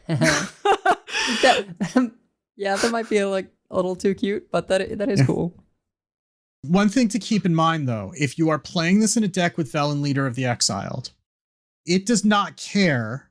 Velen's Death Rattle does not care that you silence this minion. So Yeah. you will still heal your opponent for 6 when Velen dies if you're playing them in the same deck. So do be aware of that if you're doing that. yeah. This, I don't know if we're playing this in an aggro unless we have an aggro with a lot of spells. The Draenei seem to like having spells, so maybe we have kind of a pressure-y. I'm definitely going to try to build like a pressure-y overheal Draenei deck. Also, with this next card, Anchorite, which is just crazy, 3 mana, 2/4. Whenever another minion is overhealed, give it that much extra health. This might be a little bit what Holler died for. Yeah. Also, though, just Clergy. Like, you just do like a normal turn with the Clergy, and then it just like it's never going to die, right? Like, Yeah. Or Hedonus. or even just like regular minions that happen to be next to the minion you're overhealing. Yeah. Like, you just funnel cake for mana. And you Yeah. also give everybody +3/+3 health. Or Seems not good. +3/+3, just +3 Yeah. health. Seems good. Yeah, and you run fan clubs, like you run just like even not in an overheal deck, right? Like you just run those things anyway a lot of the time. So like again, the bottle or even just like a flash heal, like you could just run that. You're probably running those anyway just to like not die. And you might just run this anyway, right? You get the Eridar Brute out, you have this out, you stick it, somehow it doesn't die, you play the Eridar Brute, you flash heal it, now it's even bigger. It's going to take more damage to get through it. You know, if it's a 5/11 as opposed to a 5/6, maybe that's Magical Christmas Land, but I don't think it's necessarily out of the question. I mean, we're probably going to be playing some sort of a Draenei deck, and this is also going to go in that, not necessarily a dedicated overheal deck, right? Mm-hmm. Right. It doesn't have to be a dedicated overheal deck, I don't think. And there does seem to be a lot of like little buffs in this. We have Orbital Halo, give a minion +2/+1 and Divine Shield, cost 0 if you played an adjacent card this turn. That's holy. Light Speed, give a minion +1/+2 and Rush, repeatable this turn, which is holy for 2 mana. Orbital Halo is ridiculous. Yeah. Like, Yeah, if you happen to curve that, that's just... Yeah. We'll get to the legendary that it's like extra nice with, but yeah, that's just one where there's going to be some curves. I don't know if it goes in something like a Zaremi Priest, maybe there's not space for it, but certainly for something, you know, more low to the ground, right? You're just sort of playing your early stuff. This happens to be next to your 1-drop, and now you've got +2/+1 Divine Shield. Divine Shield too. I mean, that's just really strong. Divine Star, holy spell, deal 2 mana, deal 3 damage to a minion, give a random minion in your hand +3 health. I think they're trying to lean into like Priest makes boards with high health and you can never kill them, and then they buff them and kill you, is what they're trying to lean and into. it's also a bunch of cheap spells for spell burst things, right? Like that's the other thing that they're giving them is like a lot of Priests controlled spells tend to be very expensive, right? Like Light Bomb, Harmonic Pop, the regifting, whatever the regifting card is, repackage, right? Like those are all tend to be very expensive. These are tools that you can use that are not expensive that you can actually do with a spell burst. Yeah, and they can go with what from the video appears to be pronounced looks like Cure. I might just say that. The Light Beyond, it's a Naru. I mean, I'm going with the Sandcastle approach, right? Where if it looks like a card, it looks like a word that makes sense in context, I'm just calling it that. It's Cure, it's Priest. For God's sake, it's Cure. It's Cure. A 3-mana 3/3 legendary. Spellburst, summon a random 3-cost minion. Holy spells don't remove this spellburst. So what that means is, if you play a non-holy spell, it'll act like a regular spellburst. You get a 3-drop, the spellburst goes away. It only happens once. But if you play a holy spell, you get a 3-drop, the spellburst is still there. So as long as you keep playing only holy spells, you keep getting 3-drops as long as this thing is alive. This is Holy Red. Rayla. Orbital Halo this. Keep Yeah. playing holy spells. Like, you Orbital Halo the turn you play this. You try and situate your hand so that you can do that.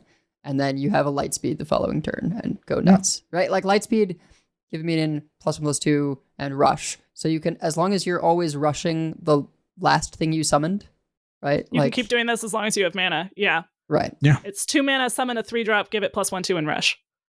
Not it. Give the last one you summoned +1/+2 Right. and rush. Yeah. Exactly. Yeah. Imagine Yeah. if you had 2 Radiant Elementals on board before the No. patch. No, I don't. I don't want to do that. That is what I meant by Radiant Elemental could not survive that way, because then you could just give something +1/+2 as long, like, infinitely.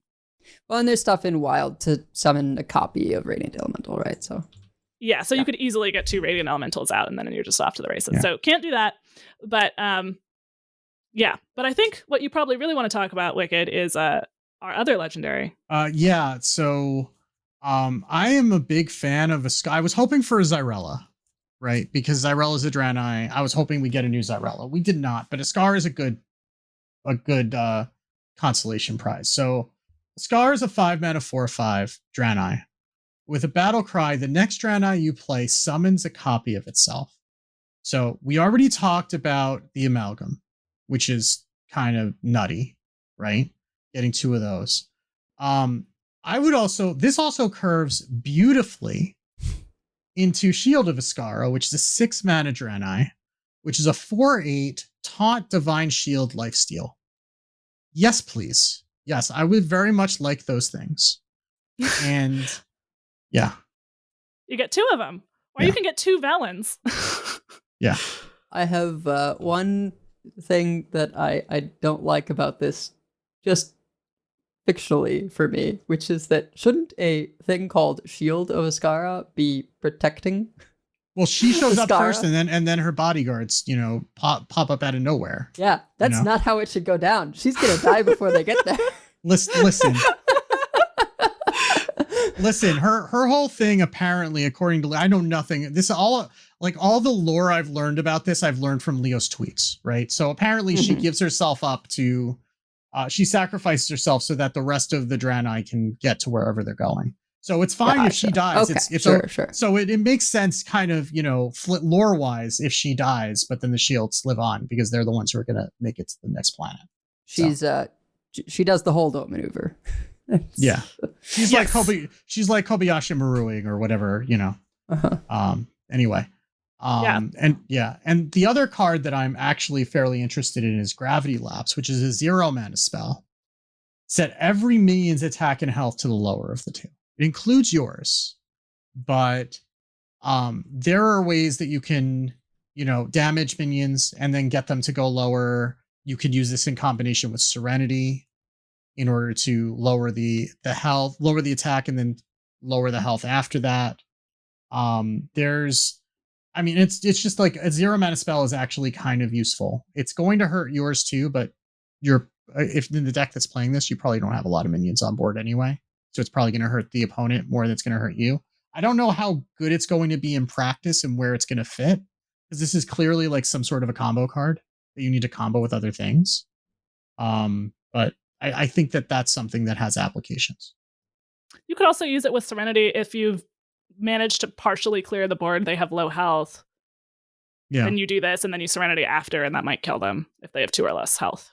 Yeah. Or many of them do. So, or that could just get and for the ones it doesn't kill, it gets the attack down even further. Yeah. It's bringing back wistful memories of Pint-Sized Potion into Void Ripper for me. So. Yes, I remember that. All right. Well, I am excited for Priest. We will definitely, once we have a chance to play with these cards, watch other people play with these cards. I'm sure we'll have lots of theory crafts for how this is going to work. And assuming that we get to do a theory crafting, Wicked and I will have the dueling styles of priest decks as usual, as is tradition at this point. Yes. But we should probably talk about some of these other classes as well. So Hunter got kind of a couple things, a starship stuff and a Discover Matters stuff. So this is one of the classes that gets its own starship. And let's see if it has its starship is called the Astral Compass. It's like really cool and green, like this big green crystal. And it has some starship pieces. So Specimen Claw, 3 mana, 2/6. After your opponent plays a minion, attack it, starship piece. So Swamp King Dread, but in space. And my understanding, right, is that when they say they have their own starship, like that just means they have a couple of class pieces, and when you launch it, like it has that class's name and art. Yeah, right? Yeah. Right. That class's starship doesn't have any inherent abilities. Yeah. It just has inherent art, basically, and then it means that class has specific support. So, for example, we also have Biopod, 2 mana, 2/2 starship piece, Death Rattle, deal damage equal to this minion's attack to a random enemy. So that is a Death Rattle, but basically, if you make a big Hunter starship, you could launch it with the protocol, and then it'll do a bunch of stuff right away. But then also, if they play anything, it goes into it, and then when it dies, it attacks something, which could be face. Yeah. And if they're playing minions, then it's going to attack into them and start getting itself closer to the Death Rattle. So your opponent has to think about the minions that they're playing into it too. Yeah. Or you summon it for 5 mana and then for 4 mana, Yelling Yodeler. Yeah. Yeah. Or you Yelling Yodeler. Exactly. There's already some Death Rattle synergy. And there's even Gorm the World Eater kind of works with Death Rattles.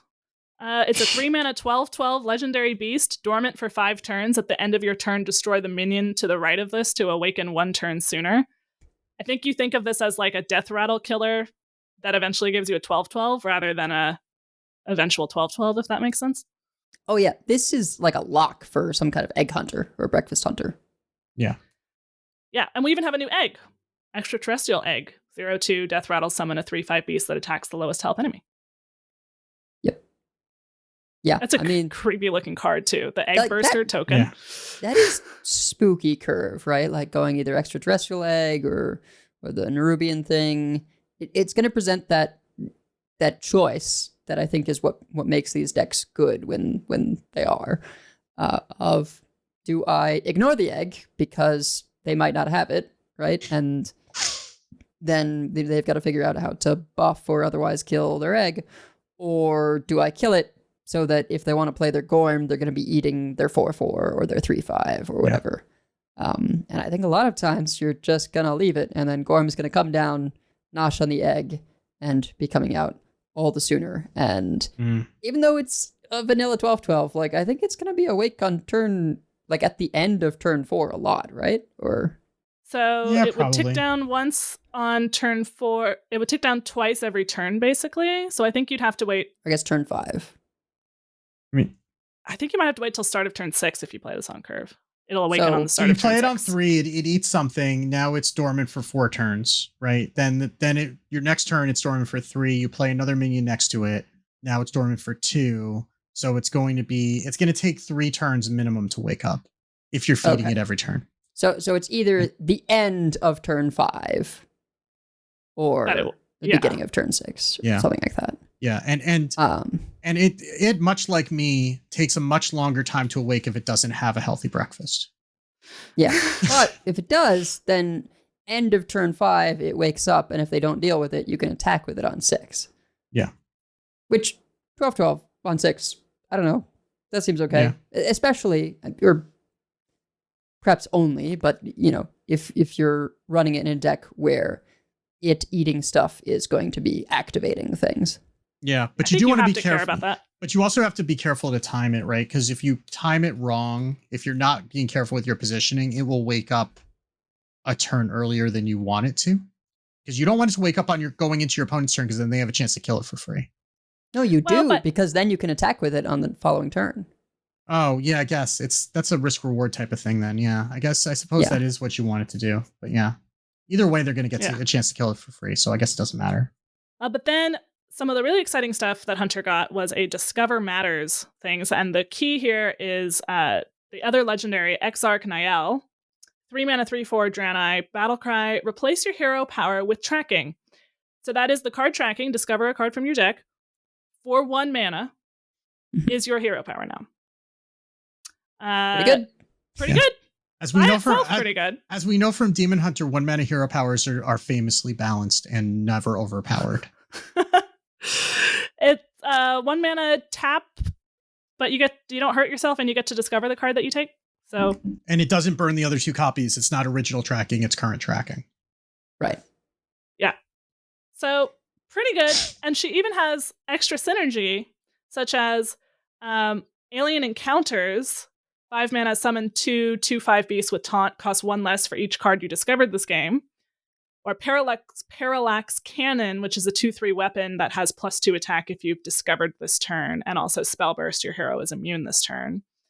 And Rangari Scout, 1 mana, 1/2 Draenei, after you discover a card, get a copy of it. Control has- Hunter. Yeah. It's I mean, here. I make fun of Sidisi all the time for playing Green Priest, but this is very Green Priest. Yeah.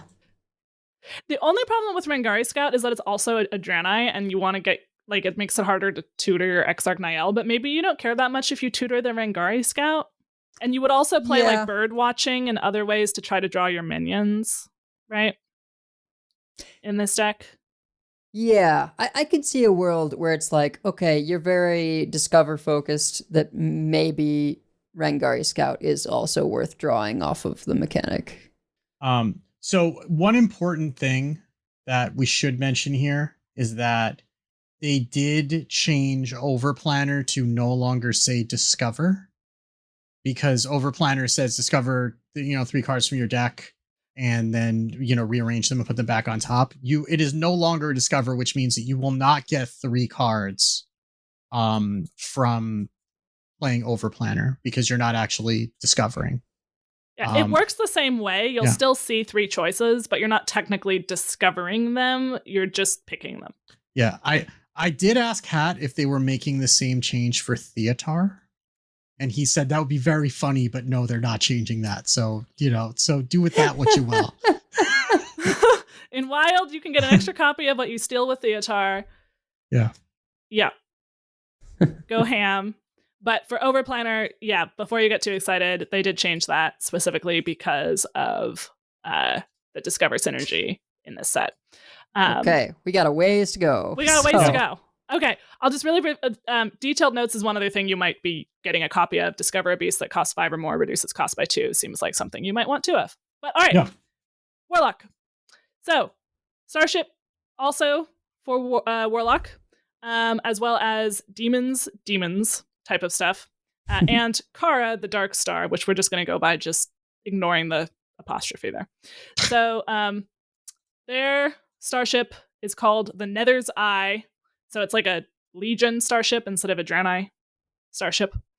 Sure. And they have a couple of starship pieces. Fellfire Thrusters has Spellburst, deal this minion's attack damage to 2 random enemy minions. And then Heart of the Legion gives it lifesteal. Pair very well together. Yeah. Yep. And then we also have Bad Omen. In 2 turns, it's a 6 mana spell. In 2 turns, summon 2 6/6 demons with taunt. If you're building a starship, summon them now. Definitely seems like you need to summon them now. Yeah, that's playable. that's actually terrible if you're not building a starship. I mean, they have to put that on the card just so that if you discover it, it's not completely dead. But yeah, you're never playing that if you're not building a starship, like ever. But there's random spell generation stuff, so yeah. So it won't be completely well, it'll still be pretty useless, but it's technically not useless if you get it in a deck that's not building a starship. Or if you oddcast it or whatever. Yeah. Right, yeah. Yeah. We also have demon stuff. I mean, just in terms of the starship for Warlock, I mean, I think, right, it makes it so that as long as you get the spell ship off, you are getting immediate value out of this starship, even if they kill it on their next turn. You don't necessarily need it to stick. You're dealing lifesteal, big damage to 2 enemy minions. So it's kind of got a defensive control Warlock. And it's important to note with the XR, if you pick the attack one off the XR, it's the XR that's doing the damage, not the starship. So you will not get the lifesteal off of the XR. That is a good note. If you're dealing the damage. So do be aware of that. Makes sense. We also have demons. I think we'd already talked about Archimond, which was summon every demon you played this game that didn't start in your deck, but that obviously goes with Kill Jaden potentially. Yeah. We have Foreboding Flame. Demons that didn't start in your deck cost 1 less this game. Obviously kind of goes with Kill Jaden. Infernal Stratagem is new. Foul Spell, give a minion +3/+3. If it's a demon, your next one costs 2 less, and that could be your next one next turn. So it can get your expensive demons out earlier. Mm-hmm. And Abduction Ray, get a random demon, reduce its cost by 2, repeatable this turn, and that's a 2-mana shadow spell. Sure. Yep. Seems just good. a single thing. You can get a bunch of random demons that are cheaper. Yeah. Okay. Yeah. Okay. So random demons that get bigger and bigger, and there may be even, I think the Foreboding Flame seems like it's really important for that deck. Like that's definitely seems like a mulligan outlier right there. Yeah. And for some reason they decided to give Painlock another card because it's a Hearthstone expansion in 2024 and we can't go without giving Painlock at least one card. So it got Hellstone, which is a 0 mana spell that's tradable. Restore all damage your hero has taken this turn. So who needs to pay 4 mana for Infernal to set yourself to 15 when you can just do a whole bunch of damage to yourself and then just undo it? So you do have to survive the turn to play this. Unlike you can't play spells when you're dead, unlike the gods in Edel's D&D campaign. But and also, I assume this wouldn't work for paying health, like the Treant, you pay health. Right. You don't take damage. Right. Yes. But otherwise, seems pretty strong for any sort of self-damage Warlock. Yeah. Yeah. It can also activate Spellburst, like on Kara, the Darkstar. 3 mana, 3/3, Spellburst, steal 2 health from... Oh no, it's a Fell spell, so it actually doesn't work with Kara. I mean, you can do it once. Yeah. It'll still do it once. Kara is Spellburst, steal 2 health from a random enemy. Shadow spells don't remove this Spellburst. Yeah. And I will say, this looks pretty bad and it might still be not that great, mostly because we don't have a ton of cheap shadow spells that we want to play. It is notable, however, that when it says steal, that means that Kara, the Darkstar, will gain that health. So she'll go, activating it once, go from a 3/3 to a 3/5. And if you can do it multiple times, she'll get additional health each time, making her potentially that much harder to remove if they're trying to do so with like minions or damage. So and still it also doesn't says seem amazing, but it also says random enemy, so this can go face. Yes, I don't know if that makes her better or worse. Sort of depends on the situation. It's like a little mini Azurite snake when it does that. So yeah, it's stealing health. It's not dealing damage. And I mean, we do have some. I mean, we have in standard we have 5 1-cost shadow spells. One of those is Curse of Flesh, so take that as you will. That's the one that makes enemy minions cost health instead of mana next turn. But I mean, you have Demonic Studies, which you're playing in that deck anyway. Monstrous Form. Yeah, that's a good one. Monstrous Form, you're probably playing in that deck anyway. Mortal Coil is fine. Spirit Bomb is fine. Right? Okay. So, and then Abduction Ray is repeatable. Right? Also, Endgame is 2 mana. Resurrect your last demon that died, which is a shadow spell. Right? You've got Drain that goes Soul. in the demon deck. Yeah. So, I mean, you've got a whole bunch. I mean, you're not going to play Announced Darkness. That's probably not one you want to play. But like, there's enough like 1 and 2 mana shadow spells. There's all told there are 12 spells in Warlock that cost 2 or less that are shadow. Okay. Okay. It's Could just be. it is not like with Rayla, where you can play coins and just go. Yeah. Right? I mean, I yeah. guess that's kind of the main Which is thing good. about both Yeah. this and the priest one. Yeah. Which Yeah. also good.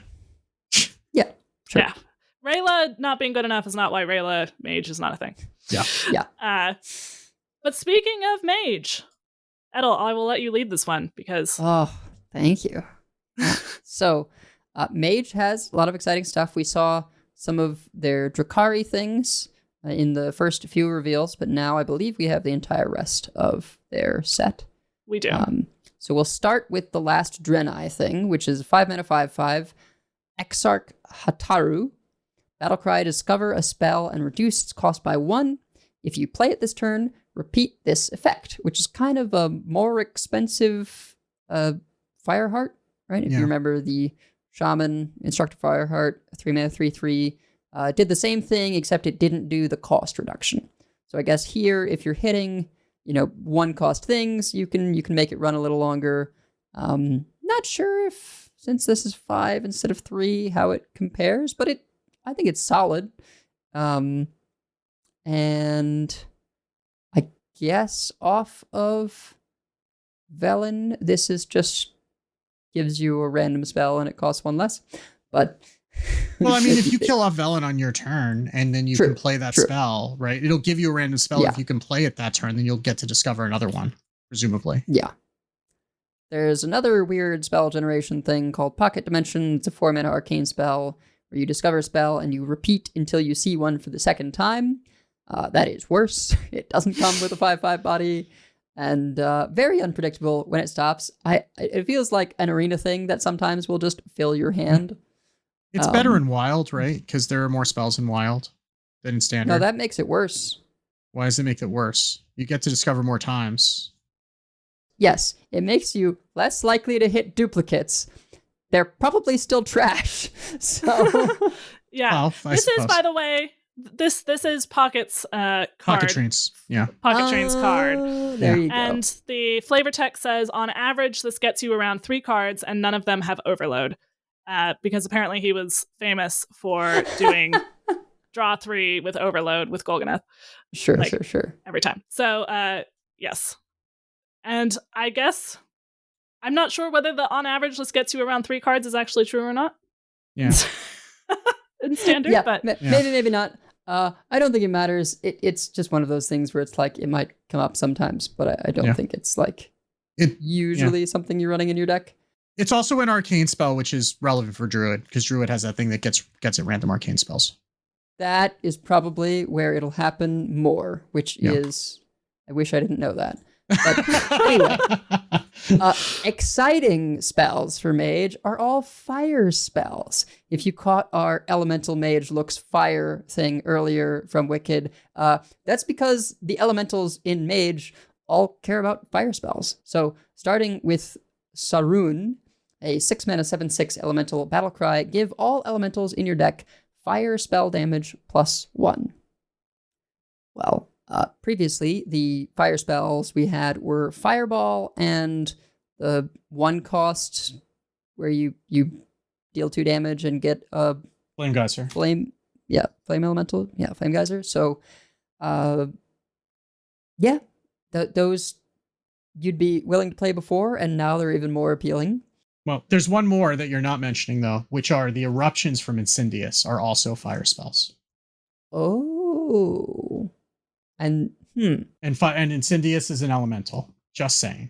okay. I didn't realize that. I still don't know if that's worth it because I don't know either. It's only the 5 shuffled in, and you don't know when you'll get them. But that is cool because if you have basically anything in play. Now, notably, it just says in your deck, so that is a tough beat for this card because it's you've already sort of gone a good way through the game, right? Turn 6, and it's in your deck, not your hand or in play. So I really like this one. How good it'll be, I don't know.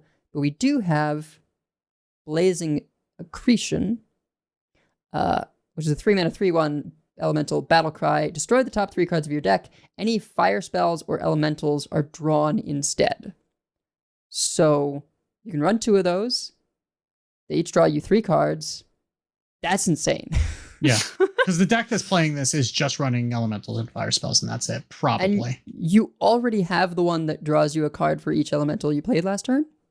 Mhm. So now you can just not worry about card draw, period, because you have 4 elementals that draw you probably one draws you 3 and the other draws you at least 2, I would say, most of the time. And then there's another elemental that shuffles random fire spells into your deck that cost 2 less. Fine, maybe you play it. It's a spider tank. Big damage one. Solar Flare, fire spell, 5 cost. Deal 2 damage to all enemies. Costs 1 less for each elemental you control. So if we're building the vision, you've played Sarun. In your deck, you have, I forget the name, but it's the 4 mana 3/2 that summons copies of itself. You probably know what I'm talking about, but if it was in your deck when all your elementals got fire spell damage +1, that is very likely summon 6 copies, so you have 7 elementals with fire spell damage +1. Yeah, Overflow Surger. That's what you're thinking of. There it is. So Overflow Surger, instant spell damage +7, or fire spell damage +7. Your Solar Flare is now free, and you have built your own Scar. Yeah. So it does 9 damage to all enemies, right? If you have multiples, you can go crazy. There's another fire spell that's 2 costs, deal 4 damage to a random enemy, can be face. If you played an elemental last turn, you choose the target. And then a meme one called Supernova, where you fill your hand with random fire spells that cost 1. So I don't think you're intentionally playing Supernova. Yeah, that's for Yogg in the Box is what that's for. Well, That's for you. or if you get off of Blasteroid, right? If it gets shuffled in by chance. Yeah. But- yeah. Maybe in an orb deck, probably not. We're probably still playing Tsunami over this.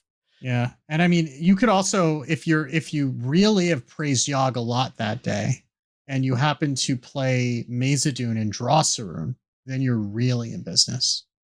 Sure. Yeah. I mean, I was debating in my head of whether you still run Saloon Brewmaster.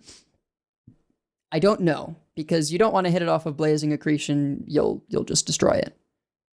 I mean, Saloon Brewmaster was mostly there for Lamplighter anyway, and I don't even know if you need Lamplighter to get there anymore. You probably still run it, but still run it, yeah. I'm very excited because I like tribal decks, unlike Zacho, and this looks like one that could actually go over the edge.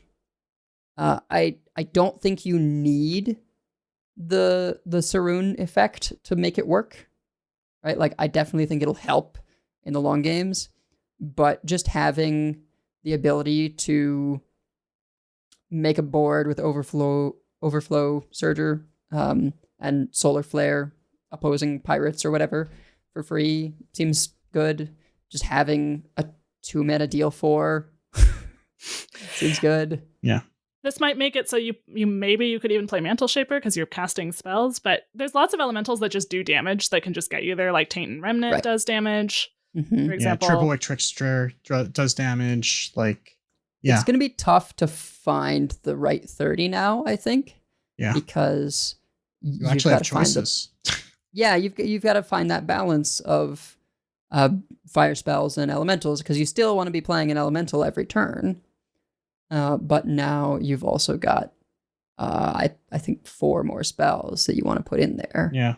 Plus, you've also got Moonstone Maulers, a new elemental that shuffles 3 asteroids in your deck that do 2 damage to a random enemy when drawn. You've got the new Amalgam that's in there. You've got Perplexing Anomaly, which is a 3 mana 2/5 rush taunt ... stealth ? Which, and you've also got, I don't think you're running Splitting Space Rock, which is a 8 mana 8/8 death rattle that summons 2 4/4 splitting boulders, which I presume also turn into 2/2s once they're done. So you've got some other options for elementals. Oh, and Red Giant, which costs 1 less for each adjacent card when played while in hand, which is probably not good enough, but also you probably dump your hand enough that maybe you do run it. And then we've got some good fire. Flame Geyser we're running anyway because it gives us an elemental. Heat Wave might be something that we run now. Yeah. Sure. Maybe Molten Rune. If Molten Rune gets spell damage twice. Oh, yeah. That's pretty good. Yeah, right? Like, there's a lot more considerations. So We'll have to figure out the right balance, but I think it's looking pretty good. Yeah. It looks like it'll be, I mean, more fun than Elemental Mages right now. I would say Yeah. that much. Right, anything that makes these less linear, right? Like, Yeah. from hand damage is often what takes a linear aggro deck from being like okay to actually pretty good. Yeah. So, And it makes it more fun to play because it's no longer like, well, they cleared my board, hit concede. Yeah. Right. Like you have a backup plan. And it's not so easy to get like an OTK that this becomes an OTK deck. It's still like burst to finish, I think. But you have a lot of different ways to burst them. Almost kind of like Burn Shaman, except for more board focused. Because you're getting them down. Some of these can be really big bumps, I think, if you get everything perfect, but it can just be like little bits of over-the-top damage plus elementals consistently through the game. yeah. Biggest question in my mind is whether we still run Synchronize or not. Like, is it worth sometimes getting it destroyed off Blazing Accretion? Probably. Because One it can card. also... And it can give you a Blazing Accretion or a Blasteroid. It's like the 2 spells that you run in a Magatha deck, right? Right. Like sometimes or you're just sometimes you're just gonna give those to your opponent and it's fine, right? Or like, probably an even closer approximation is Book of Secrets, and the only other spell in the deck was the twin spell where you would destroy a minion and summon 2 random ones of that cost. Oh yeah. I don't remember the name of it either, but I know what you mean. Yeah, because that card was broken. Mm-hmm. Yeah. Synchronize is not that, but it is really good for I mean, it Elemental keeps your Mage, chain so. going. So Yeah. and you do still kind of care about your chain. So All right. Well, there's definitely some exciting stuff going on for Mage. Is there something else you want to say, or are we moving on to Warrior? Oh, I was just saying Warrior is really weird. yes. Enzo in the Discord always has ideas, so I've been I've been looking at what we've got going on for Warrior, but there's definitely a Draenei theme for a lot of these cards. So kind of our marquee, I think, is the legendary Exarch Akama. 5 mana, 3/6 Draenei. After this attacks, all other friendly minions can attack again, except Exarch Akama. You can like give this rush. What was there was a way they were talking in the Discord where you could get this to happen 3 times. What? So I mean, it basically gives everything Wind Fury if it can attack. And if you give it rush, you give everything Wind Fury. Oh yeah, so basically if you can attack and then through the Felon Flames it after it's attacked, you can give it. There was something that was going on in the Discord and we decided on Super Wind Fury because it's not, because 4 is Mega, right? So Wind Fury is 2 attacks and then, Superman is not as good as Mega Man. So that's what we decided. But yeah, there's a way that you can get it to do 3 attacks a turn. Let me see if I can find Well, that. basically, like, okay, you've got stuff in play that has an attack. You give this rush so they can attack again. If you can somehow give Exarch Akama Wind Fury along with that rush. Akama plus Sergeant plus Felon Flames is 8 mana to give your board triple Fury. What's the Sergeant? Oh, Expedition Sergeant. Sorry, new card. So Expedition Sergeant's a 3 mana 3/4 Draenei with a battle cry. The next Draenei you play immediately attacks a random enemy. So Exarch Akama is a Draenei themselves. So you play the Expedition Sergeant first, then you play Akama. Akama attacks, and then you give it. So then it can attack again because of its ability, right? Or no, not because of its ability, No. but because all other ones can attack again. So I guess the forced attack does not consume its ability to rush, I guess is what we're saying. Well, that's what we're saying. So theoretically, you could play a Sergeant the turn before, then play Akama. Akama attacks immediately, and then you could play through the Felon Flames, give it rush. Because whenever this comes up, people bring up Soul Mirror, and Soul Mirror is like a special snowflake. Because Soul Mirror, if you tried to give something that had rush that was summoned through Soul Mirror, would not be able to attack because it was a copy of an opponent's minion, and that for some reason matters. But this is not that. So you can give it through the Felon Flames after it's attacked, after it's done its forced attack from Expedition Sergeant, Mhm. and then it will attack again. And you don't have to do that on the same turn, right? You can play Expedition Sergeant on 4 and then Exarch Akama on 5 if you want. Yeah. Or Expedition Sergeant on 3, something else on 4, and then Exarch Akama on 5. Yeah. It's just, as long as it's the next Draenei that you play, it gets an immediate attack. And then sometimes you will get this from Amenthul, and then you will be able to play Ascara into this.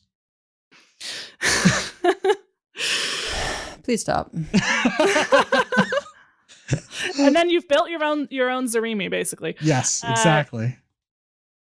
Yeah, so it gives your board Wind Fury, sort of.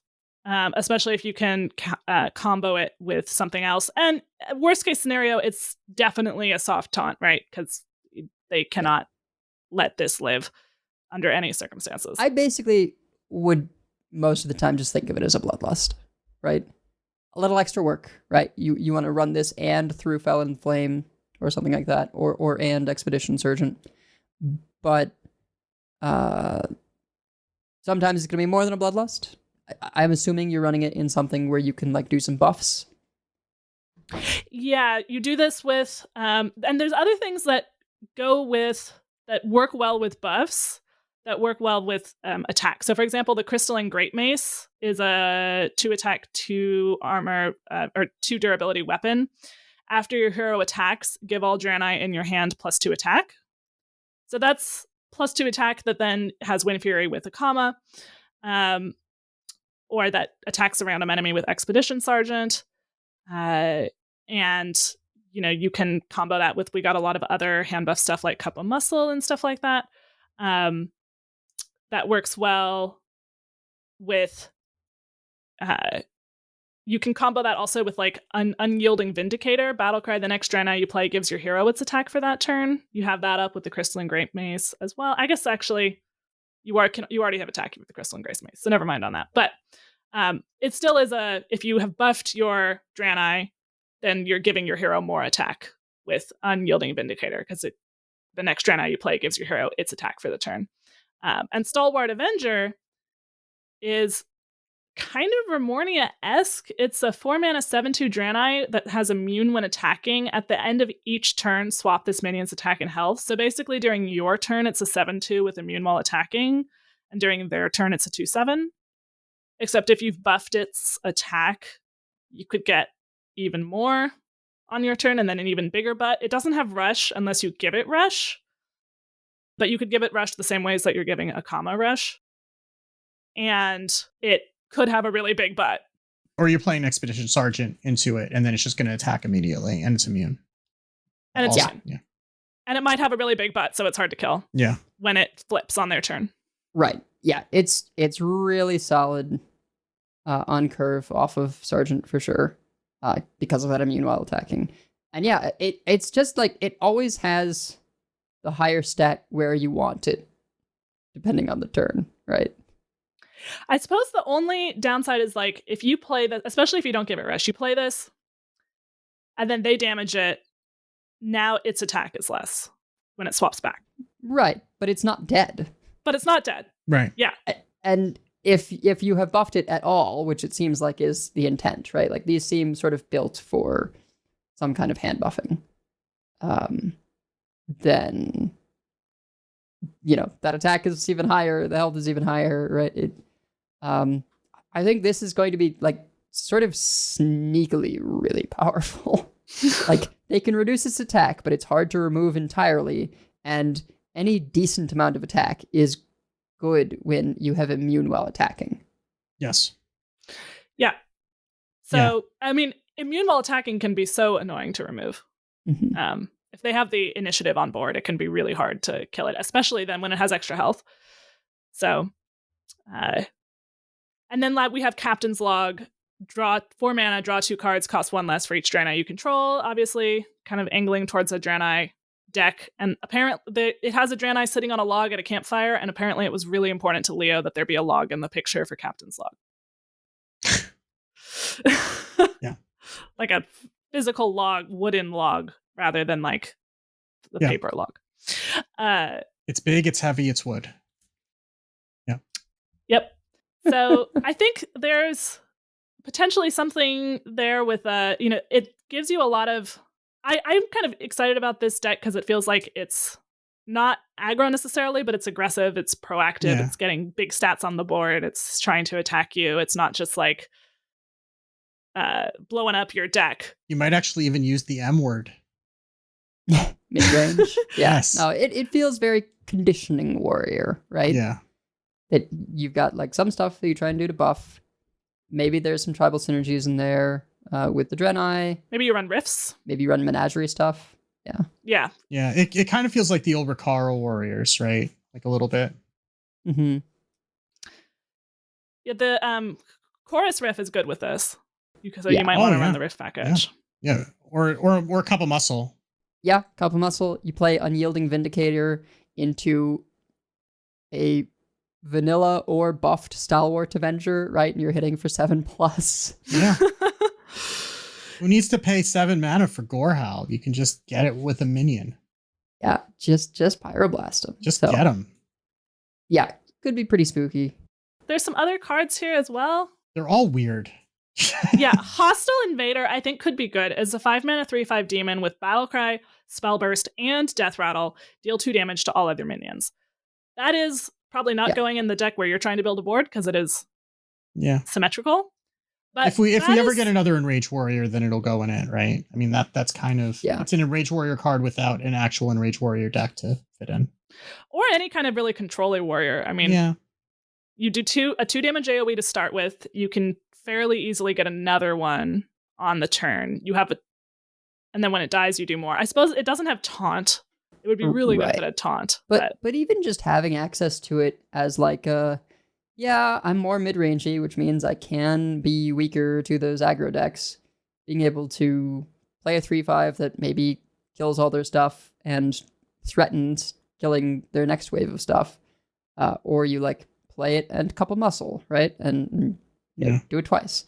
I think there's often a place for this kind of thing. Whether 5 is too much mana, I guess, is what has me wondering. Often it's been 4, but then only 1 damage to stuff. I guess this with the Blade Storm against a really big board would generally clear, right? Because if like there's a big board of like a Druid board, right? And then you have this, and like so Blade Storm's not going to clear well, but there like sometimes you have like a Blade Storm board where there's like one health minion that you can't get rid of, right?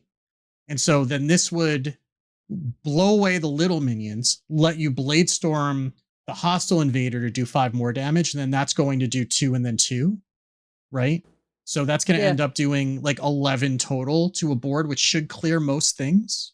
I mean, I'm not sure those are often going to be in the same deck, but I don't know. We'll see. Maybe what would be in a deck that might run both of those, though, is Spore Empress Moldara. This is a weird one. 6 mana, 6/7 legendary. Start of game. Shuffle 7 replicating spores into your deck. A replicating spore is a 5 mana spell.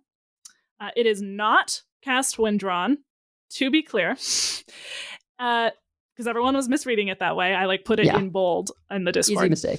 Easy mistake. I also like looked at it and then looked at it again. It says summon a random 5-cost minion. Your future replicating spores summon it as well. So if your first one summons like Flower Child, and then your second one would summon Flower Child and something else. So maybe like Flower Child and Aviana. And then your third one would summon Flower Child, Aviana, and another thing.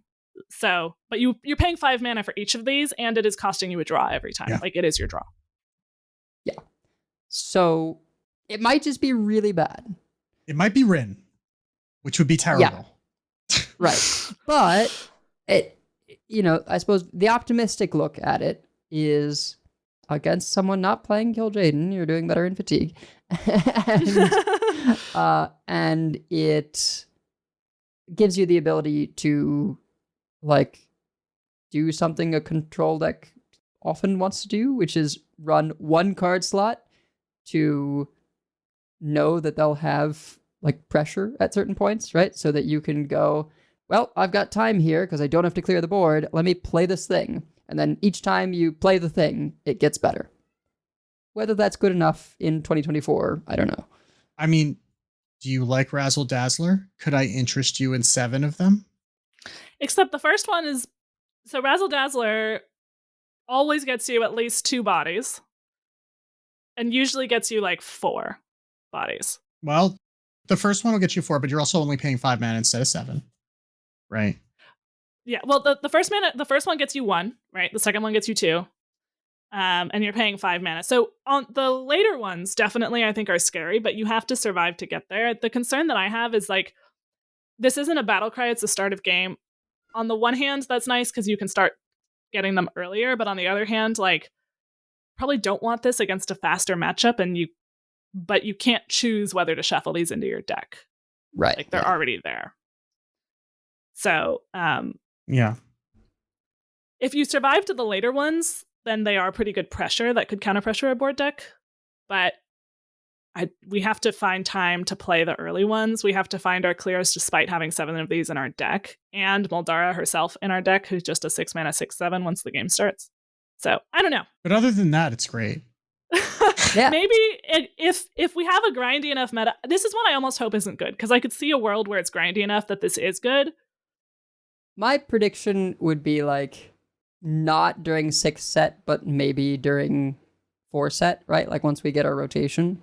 Mm-hmm. 4-set metas are faster than this, though. I don't know if you're going to be able to shuffle 5 mana spells. It depends. Barons was 4 set, right? Like Barons was special. That was when they printed good priest removal. They don't do that anymore. It's fine. I mean, but Enrage Warrior was another good like Barons deck, right? Or whatever that. That's what I was iteration playing, actually. I somehow didn't realize that I should be playing Control Priest and Barons, and I was playing Rush Warrior. Right, Rush Warrior, not Enrage. Yeah. Yeah. Anyway, we'll see. It does seem like generally, if you have access to Odin, you're going to want to do Odin instead. Yeah. We also got a really strange card. It does have amazing signature art, though. It has great regular art. It has amazing signature art as well. But it's called Dwarf Planet. It is 10 mana. Fill your board with random 2-cost minions that attack random enemies. So I feel like at first blush, this sounds like completely terrible, but it is like 14-ish damage. Yeah. Being cast that might leave some board behind, depending. If your opponent doesn't have a board, then it's a lot of face damage. If they have a board and you have the mana to cast this, I can't imagine this doing anything. This is going to be like tickling them, right? Because like the kinds of boards you're going to have at 10 mana are going to be big things, right? Either it's going to be something like an orb that's just summoned 3/3/6s plus a 10 drop, and then whatever other nonsense that the mage has cooked up. Or it's going to be like a druid having played the Titan, and it's got the 5/5 from the Titan, and it's got whatever they did with the rest of their mana, right? So like, I don't know why you're like, it's 10 mana. 10 mana is a lot of mana. Like, I don't think it could be like 6, but I feel like 10 mana is a lot of mana. This feels like something that they're going to buff to like 3 drops or something, a couple weeks after the expansion. Or make it cheaper. I don't know. I mean, Scales of Onyxia. 7 mana. 7 2/1 rushes. Right. Choose where you want them to go. You got to choose where they got to go. Right. That's the difference. That's my point. And it was 7 mana. Yeah. Right? It didn't go face, Card importantly, was nuts. but Didn't go face. But paying 3 more mana to say they go face? Like, yeah. I don't know. And they're always going to go face when you least want them to. unless that's the only place they can go, right? Like, yes. The situation where face is the only place they can go, it's amazing. But other than that, and right? you don't have a lot of mana. It's not like you have a bunch of mana that you can play before this to make sure it goes face. I'll tell you what, it doesn't seem comparable to 4 3/6 water elementals. I think that's part of why we've all had the reaction we had to this card, is because we just had 4 3/6 water elementals over and over and over but again. how does it compare to 3 3/6 water elementals at all? That costs 8. Also, we don't have so many ways to cheat it. But anyway, I think they're king tide. That's how. Okay, fair enough. All right, well, I think that will do it for us. It's a lot of cards. There will be more. By the time you're hearing this, there will already have been more cards revealed. They will all be revealed by Wednesday of next week. So that next time we talk to you, we will have all of the cards. Cool. And maybe more stuff to talk about. But we have many folks we'd like to thank. Check out our thanks section on the website at Concede.com, where you can also find contact info, our show notes, and our Patreon information. You can monetarily support our show at patreon.com/CoinConcede. Join us every week live by following us on Twitch at twitch.coinconcede.com. Join our community chats in our Discord at discord.coinconcede.com. And write into our email at coinconcede@gmail.com. Follow us on Twitter at CoinConcede. And if you would like some CC swag, head on over to our shop at shop.coinconcede.com. CoinConcedes, I'm going to CoinConcede to my housemates. They had to get an emergency C-section. Oh. But the crisis has passed, and now healthy baby who's feeding well, and I haven't gotten to meet him yet, but I'm excited for the sort of new member of our family. The plan is sort of to raise them as siblings, right? Even though they'll have their space, we'll have ours, but the two kids within like a year of each other are going to be growing up side by side, so yeah, it's exciting. And they helped us a ton when my daughter was born. So I expect I will be helping a ton with their son. Well, if you need any extremely outdated advice on double strollers, then let me know. I have to get it's going to be a while before he'll be old enough. But eventually I have to get another seat for the cargo bike. Oh, yeah.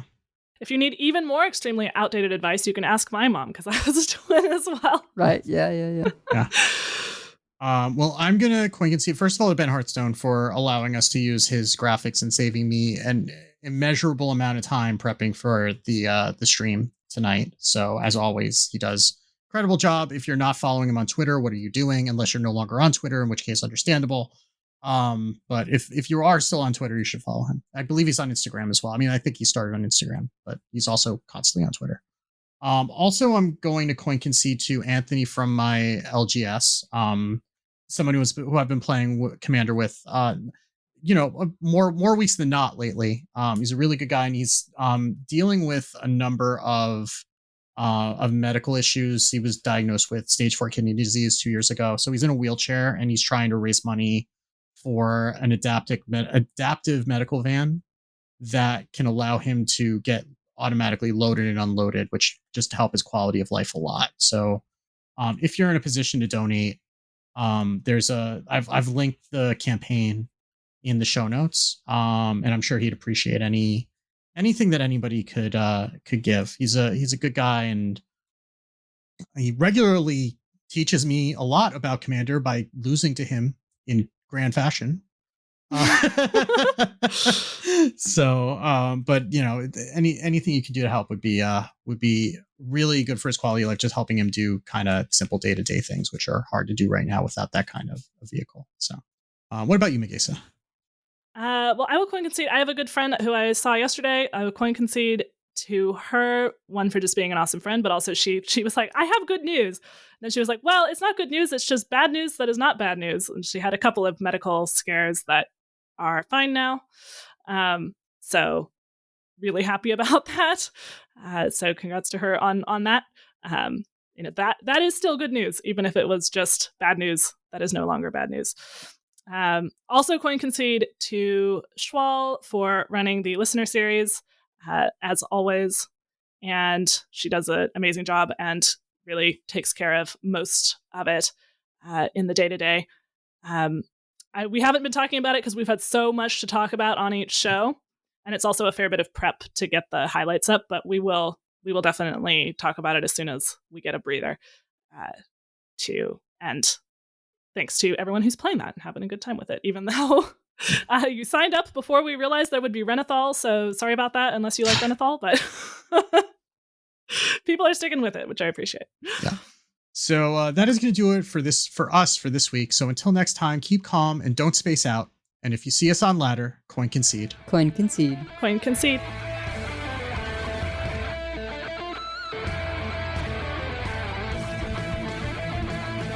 All life must end. I yield. for now. I concede. Well fought. I concede. You win this one. The victory is yours. You have bested me. I give up. You win this one, friend. You win this time. I choose death.